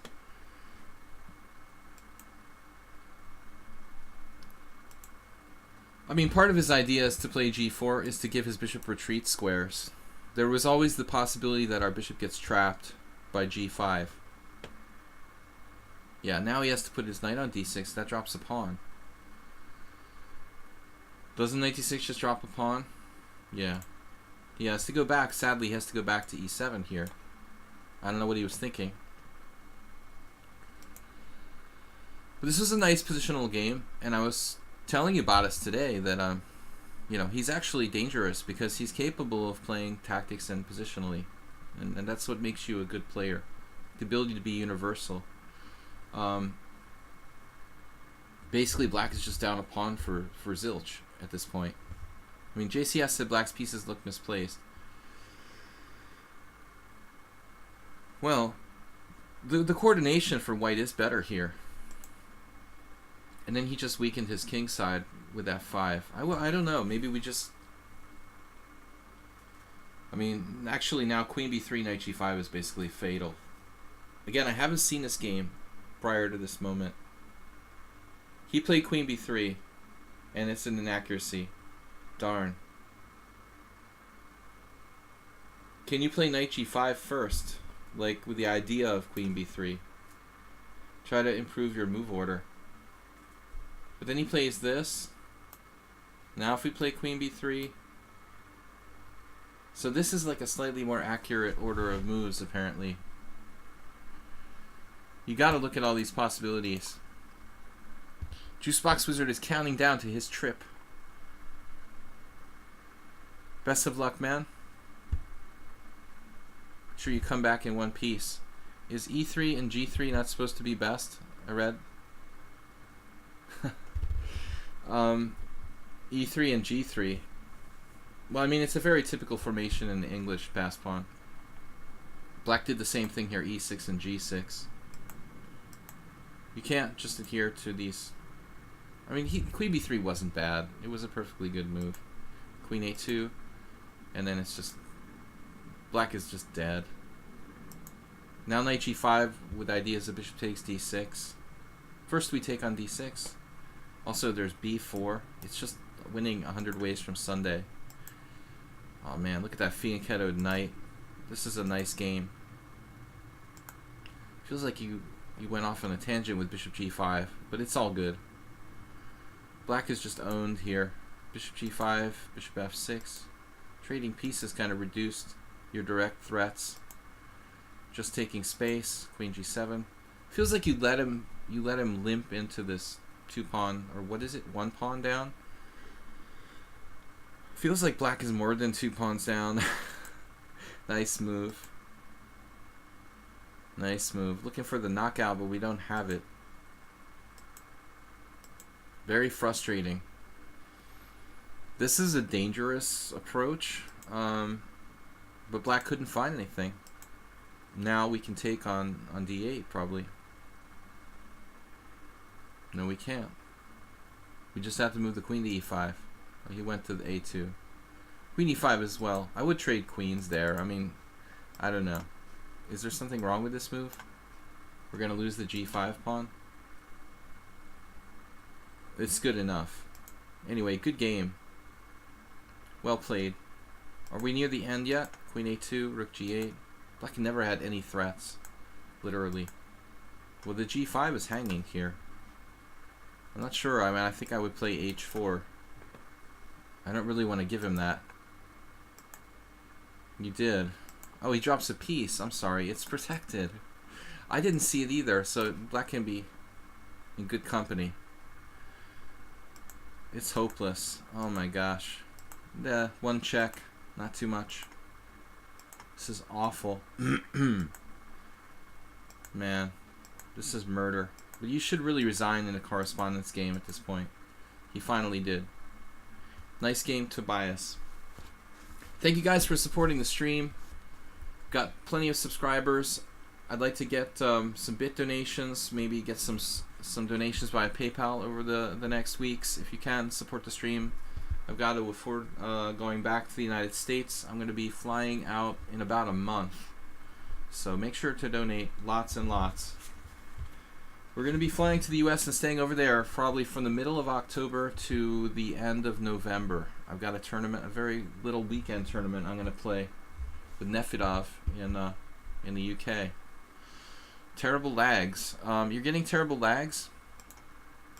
Earlier we had a little hiccup, and then it was better. Let's see how it's looking right now. But I don't think my lag personally is bad. My stream might be lagging.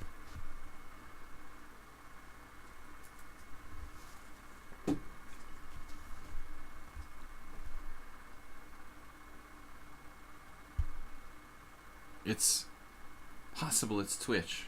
No, I blame Twitch, but it's not their fault. My lag on lichess is fine. Subscriber stream, 25 viewers. It's loading. Just be patient and refresh the stream if it's not coming up for you, Morales. I've got move 11 up next. Here. Move 11. Move 11's been making great progress. This is a game he played recently. I think his most recent game. That would be very recent. Alright.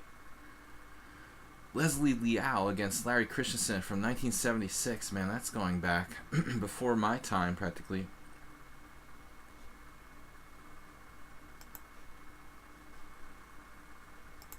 The image, the voice, okay. That's what a lot of other people said.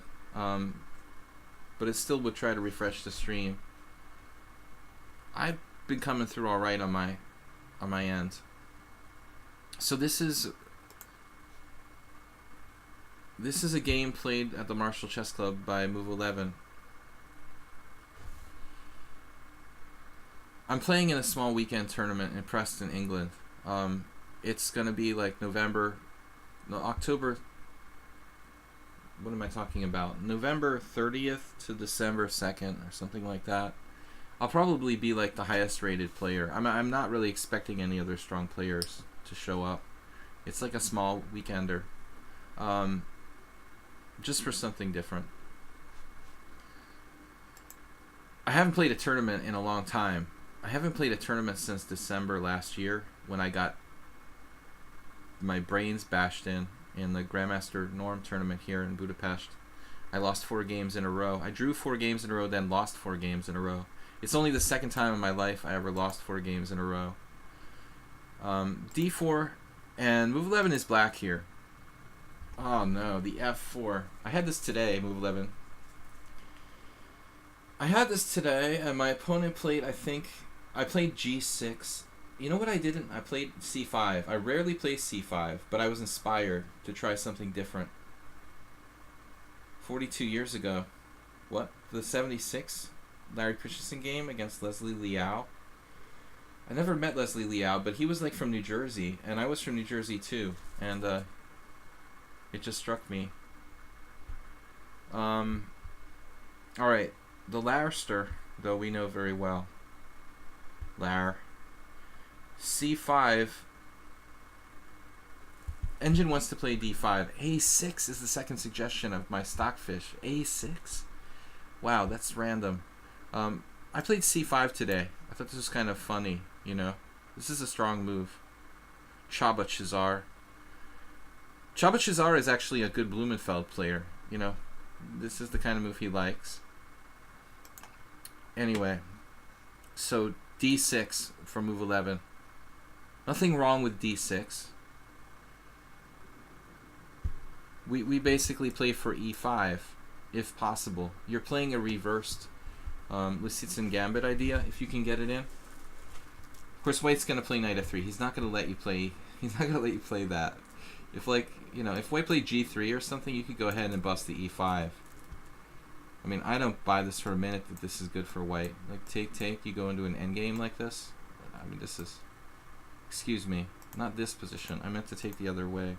D takes E5, D takes E5, Queen takes D8 check. Like, something like this. I would prefer to be black here, rather than white. Computer doesn't concur. I don't know, maybe it's too much of an exaggeration. Anyway, the Larry C. Larry no. In Spain they called me Willie C. Okay. G6. What are you doing with the bishop G4? Going out on a different path. Well, freedom of choice, my friend, Mr. Move 11. I definitely keep forgetting that you're not a King's Indian player. You got to stick to your principles. If you were a King's Indian player like moi, you would play g6 here. I like the King's Indian against the Stonewall in particular. You know, he doesn't have the strong point here on e5. You can't just go changing your openings because the guy played f4. You got to play something that's principled. So, all right, bishop g4. This guy Adolf Herzog, I played in 1996 in the in the Vienna Open, and I beat him, and he was really pissed too. But it was weird because like it wasn't a big deal, you know. I don't know why he was so angry he lost, because he didn't play very well. I have a good score against Austrian IMs. I don't think I ever played an Austrian GM. It's very strange. I lost to George Danner though. Alright, knight f3, bishop g4, e3. e3 seems kind of lame. Is Clash Kid still here? We're talking about Austrian chess players. Seems like he should be in the house. Get a first-hand reference. So here's the game, Leslie Liao against Larry Christensen. What kind of guy would play the Stonewall attack against Larry? Of course, Larry was only 2400 then. Okay. Uh-oh, looks like Ponda was an influence in this game. You're not taking Ponda too seriously, Move 11. Knight on bd7. That's a logical move. Actually, Yabata showed me something similar today. Definitely an experimentalville here. Bishop e2. No, I mean, in all seriousness, let's try to judge h5 objectively, okay? Okay. I mean, you gotta tell me there was a chance you knew that the Ponda would be commentating this game live on the internet at some point. Oh, Move 11, did you seriously think that you would get away with h5 just for me? It's almost appropriate here, but I still think it's a little bit, you know, we should just save this for the Wednesday weird opening stream, okay? I want to draw your attention to some similar ideas, though, guys. There are some situations where this is appropriate. Particularly coming to mind is like Roman's recommendation. Roman had a recommendation against the Dutch that I didn't have much faith in. It was like d4, f5, knight f3. How did this go? I want to say e6, and he recommended playing this. And then on bishop e7, Roman claimed that h4 is a good move. I mean, this is pretty much an equivalent idea.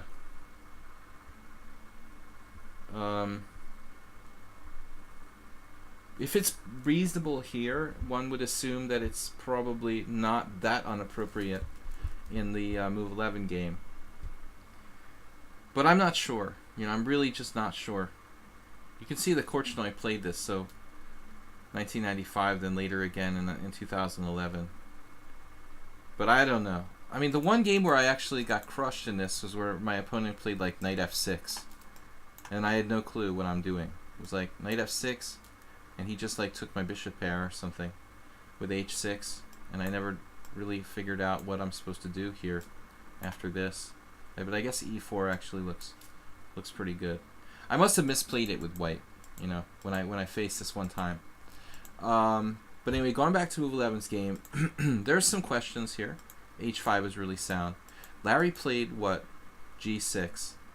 It's just a move, you know. This is actually kind of a bogus setup for black. It's kind of fake news, basically. We're playing weird moves to try to get white out of their comfort zone.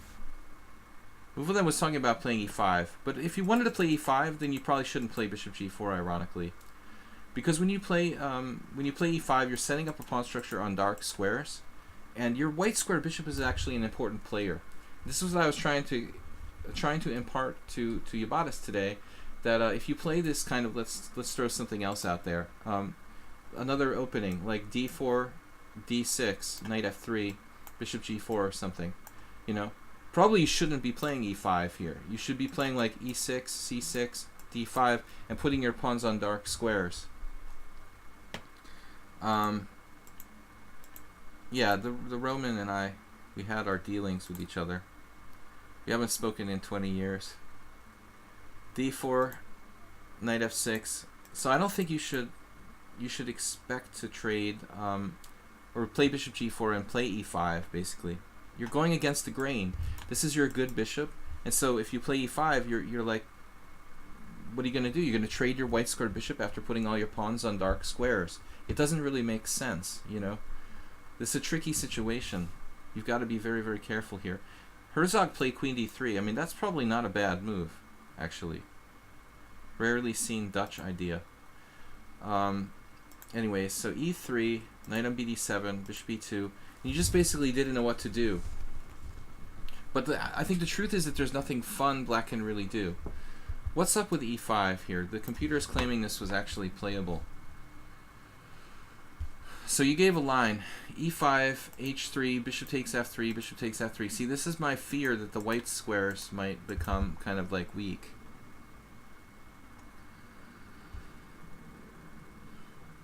But maybe you could just block it up with e4. And then put your pawns, shift to a white square pawn chain, and then put your bishop, you know, on the dark squares. This is probably not that bad. I would be a little scared white could undermine your control of the center with like g4, g5, and just blast you with c4 and knight c3. If you're overextended, if you're overextended here a little bit with e4, Mov11 actually suggested c6. This may be a little bit more, like, you know, sensible. Let's say c6. I agree. Okay, that seems like probably how you should play it. When you played h5,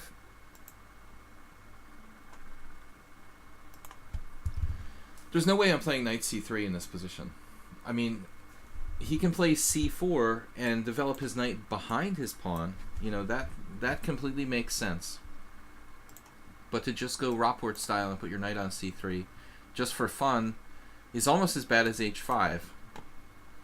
Here, and now c5. And again, we've got the situation where we've got all pawns on dark squares and our bishop out on g4.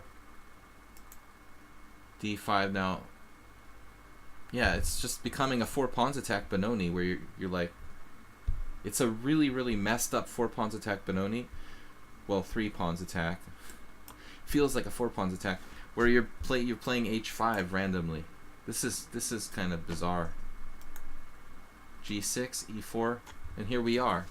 So you've played h5. It's a cross between the Benoni and the Gurgenidze Caro-Kann. Very strange position. Bishop g7. Bishop e3, a6, a4, and then queen b6.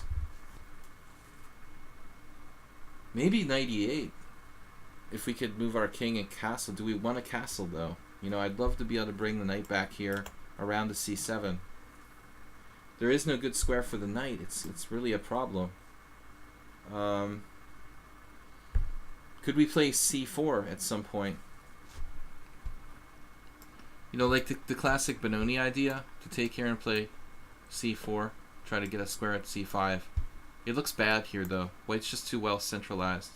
You can't do that. So what's the best move? Queen b6. You've got ideas of coming in here, but you've got to be careful your queen doesn't get trapped by something like rook a4, a5 and rook a4. So this was a strong move, apparently. It may turn out that you should play queen a5 rather than queen b4, or rather than queen b6. Of course, I would presume he would castle here. Then you've got queen b4. Then he can play like Adolf Herzog and go here. Not clear. This pawn is poison here on b2. Problem is, move 11 doesn't play the King's Indian, but he also doesn't play the Benoni. So he's playing some kind of crazy Benoni here. Queen d2. Also reasonable. Second pawn on b2. You didn't take it. Queen takes b2, castles, queen b4, e5. This is a line the move 11 gave, but maybe it's unclear. Let's see, e5, bishop takes f3, bishop takes f3, pawn takes pawn. And this looks like terrible danger. Rook takes b7. So unless you're like Artashes Manassian and you like playing the black side of crazy 4-pawn attacks, this is probably kind of iffy for black. Still, you got a credible position. An incredible position. Queen b4, bishop d3. Okay, here it's weird that you didn't take on f3. You're going to actually put your bishop on h5? Man, that's crazy scary. This is an insanely provocative move, h4. I mean, obviously threatening h3. It's the lobster. I used to do this in games where I was on tilt playing Blitz Online, move 11.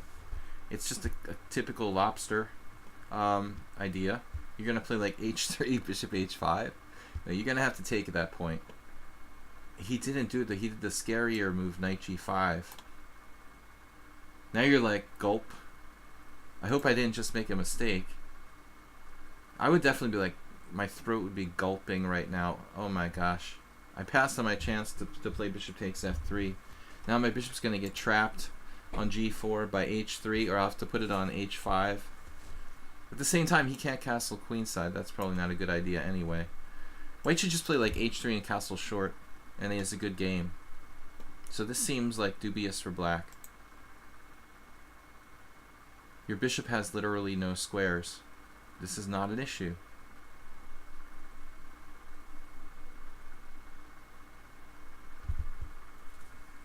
So the point is knight g3. Move 11 is quite good tactically. He's going to stick his knight on g3. If h4, knight g3, and the bishop can retreat back to h5. Can white castle and play f5? Man, the best move is knight d1 apparently. It's a difficult move, especially for an aggressive player. He just castled. This is more principled. Okay, the question is, can this pawn be captured? I mean, maybe white has e5, and then the queen gets trapped with rook b1. Too dangerous. So move 11 made a good move, c4. But that bishop is out in the twilight zone, so this is good. c4, we trade a piece finally. Man, you really went the extra mile trying to create complications in this game. So he plays knight takes e2, the best move according to the computer, and then queen takes d2, bishop takes d2. Kind of breathe a sigh of relief when you trade the queens here, I think, because of white's ominous center. I mean, I don't think your king would ever be like completely safe with those pawns so powerful here. Looks like bishop c3 though is a threat. I would say a kind of strategic threat at this point. If white plays bishop c3, I mean, he should just have an advantage because of the strong center. It should be a no-brainer. White's just better. You know, you can't kick the knight off. That's why you played bishop f6. But I mean, your knight is imprisoned on h5. What are you going to do with that? Bishop f6, you're going to really take this? Man, this knight is sentenced to death on h5. This is a serious problem. I don't know what to do here with black, but he's threatening bishop c3 with a lasting advantage. What if you just go back to the center, move 11? I mean, you're not threatening anything, but at least you get your knight kind of into the game again. It looks awful for black, though. This pawn is kind of overextended. The avalanche could happen later. It's only a slight advantage, according to the computer. He played bishop f6 and then bishop c3. Kind of what I expected. and then castle. But you need to connect your rooks at some point, so I can't criticize castling. And then this pawn suddenly, well, it was his target. He's not necessarily really threatening anything, though. Bishop takes f6, knight takes f6, and his critical pawn will be hanging on e4. So it's kind of funny. He's not threatening anything. He's threatening e5. Okay, that's a problem. No, he's threatening e5. So you had to do what you did. Bishop takes c3, knight takes c3. Alright, wait a minute. White could also take with the pawn. Alright, this makes sense though. He takes with the knight, you take the pawn on f4, he takes the pawn on h4. But at least you have a good outpost for your knight, your other knight on e5 here. That's gonna maybe keep you alive. This was like, yeah, dancing on the knife's edge here for black throughout the whole game. Knight h5. His knight is bad too. He apparently had a tactic b5. That's very strange. Okay, now if we look at the position in a vacuum, I talked about this with one of my students today, but I mean, without the ability to play e4, e5, suddenly black has maybe this chance to play on the queen side in the Benoni with b4, whereas he doesn't have his push on the king side with e5. So somehow the position shifted to black's advantage because white doesn't have the standard kind of counterplay. Right at this moment, I mean, I'm playing knight f3 instantly. Like, there's not even a question or thought about it. He played rook f1. What in the world is he going to do to you with a knight on e5? The first thing you got to say is, okay, this is something I learned from Roman, by the way. When the opponent has a strong piece outposted like that, like the first priority's got to be get rid of it. You know, so the first move you play here is knight f3. I mean, you're going to probably support it with the other knight, but at least he clears the air a little bit. You know, he's probably still okay. But rook f1, it just doesn't make a lot of sense. He's got no attack here. He's got to challenge your knight. His knight's on h4. This was a good move, b5. And if he takes, you're playing rook b8 and you're taking on b2. It's probably a draw, objectively. But, let's say here, rook takes b2. It's probably a draw. But it feels like he has slightly more weaknesses and problems than you do. The knight on h4, you can play knight d7, come back, replace the other knight. Very, very tiny advantage for black, but it's still a draw. Yeah, he plays knight f3 now. That pawn could get scary, the b4 pawn. So he was like a late with this. Knight takes f3. You know, the other option is worthy of consideration to play like here. You have to think about which way to do this. Not easy to say. Knight takes f3. So you fix his pawn structure with this move, which he correctly plays. G takes f, and then b4. And now it's the Benoni queen side against the Benoni center. But you seem like you're a step ahead of the game here. Knight b5, and the knight will come back to a great square on d4, where he's got access to the c6 square. Possibly, but his knight is just centralized. Is the problem that his b2 pawn is going to fall now? There is no other problem.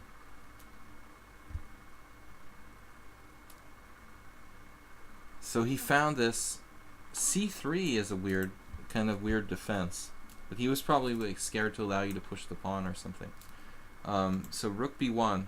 That's a very bad scenario. Have your rook having to defend like that.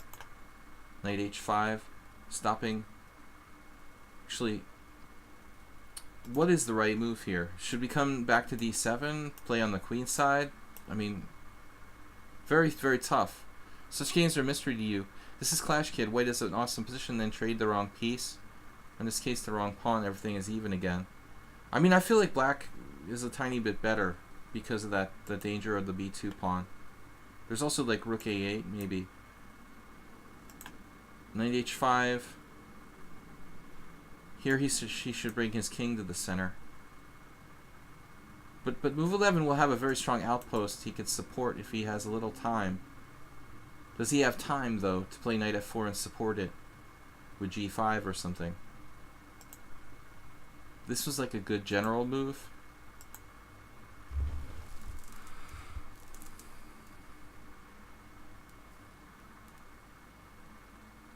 Well, I guess there's no other good square. I mean, there is e3 for what it's worth.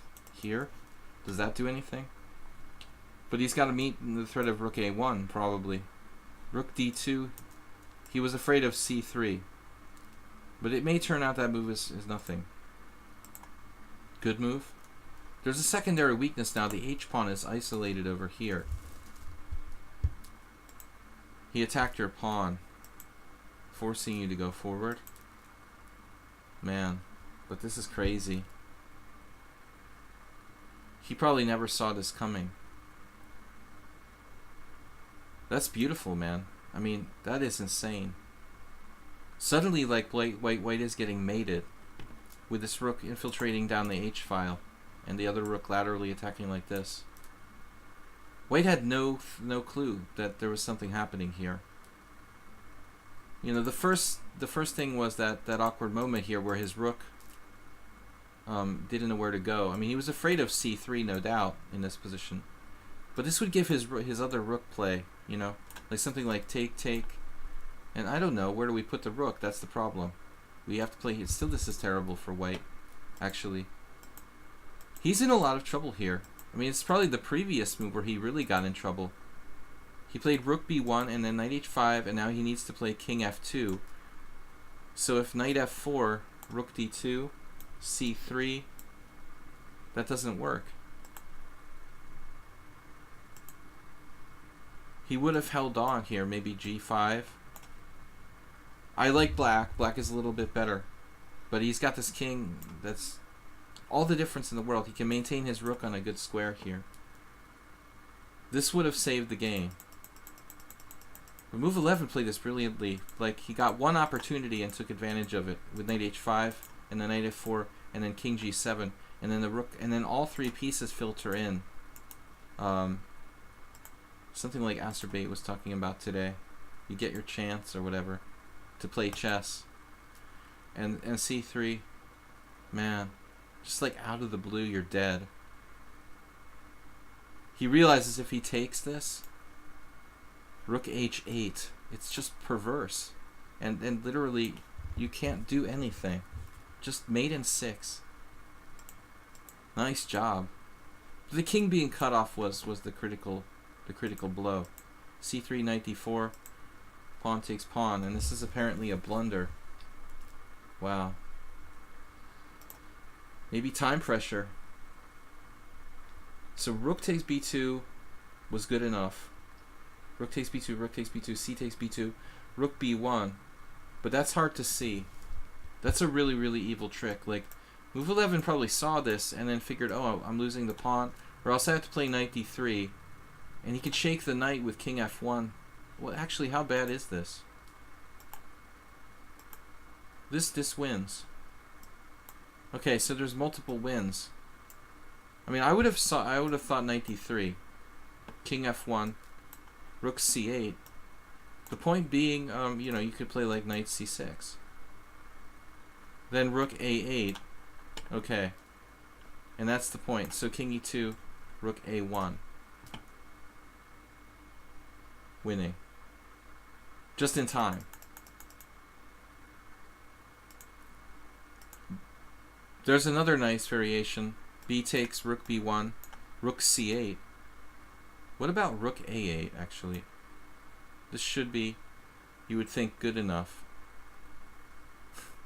But he has a strange passive defense with knight c2. I can't imagine white can hold on here, but it might. That's crazy. So you have to play perfect moves. Rook b1, rook c8, and then when he blocks you, then you go rook a8, and now it's over.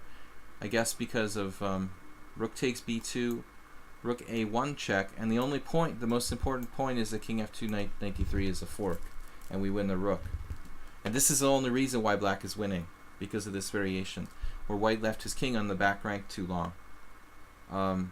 Otherwise, it would be totally okay. But move 11 blundered. You played what? What is this? You played takes with the pawn. That leaves the situation more complicated, but most importantly leaves your rook kind of out of play on a2, I guess. Now the rook is just like not really participating, except for defending the pawn on b2. He stops the invasion. He threatens rook d2. White to move is okay here.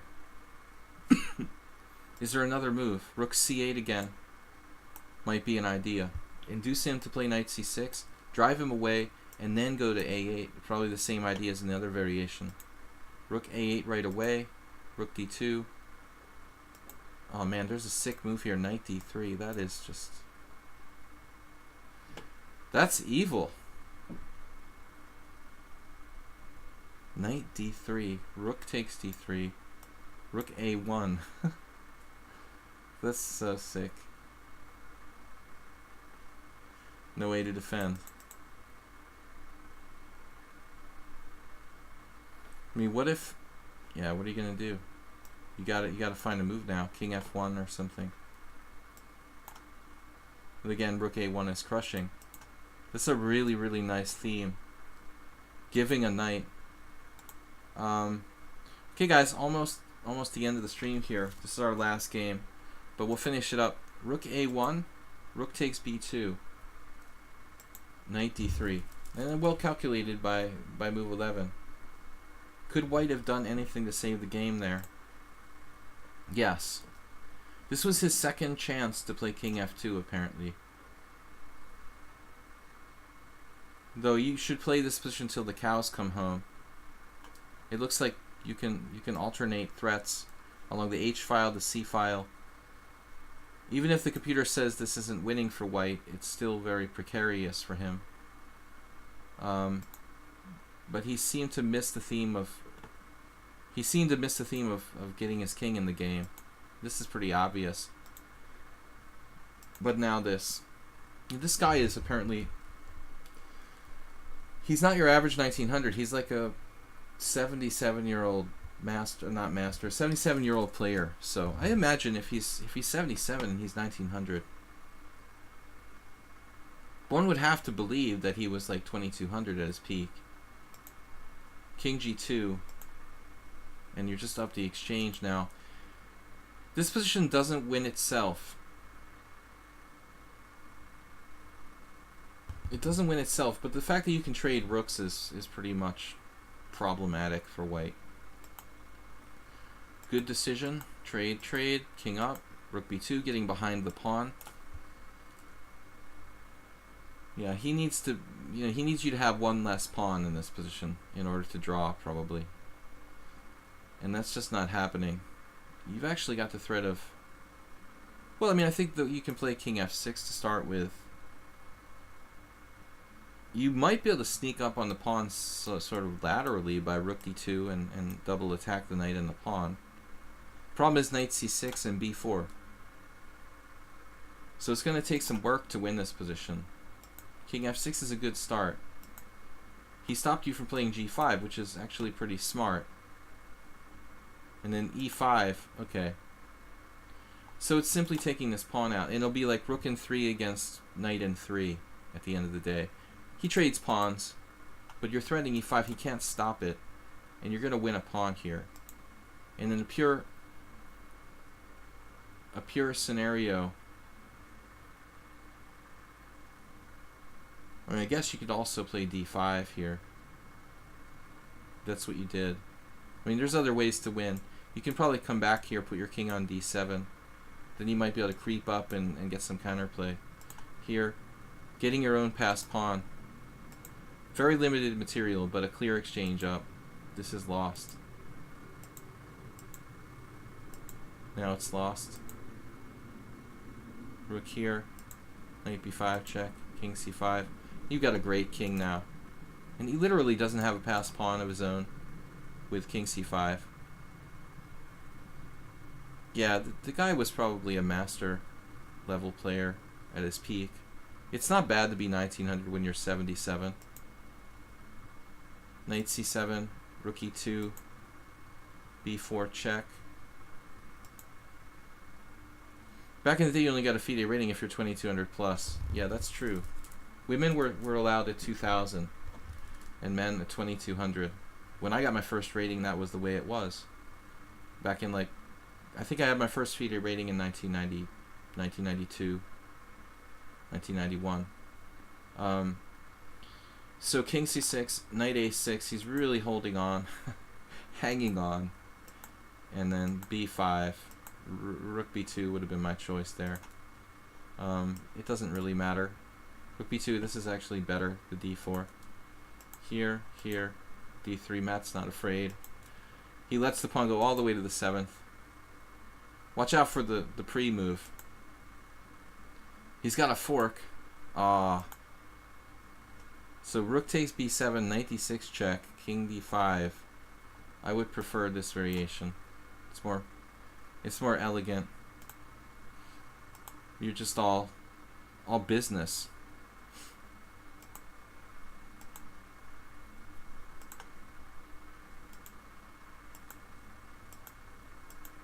Cut him off. That's it. He played it out.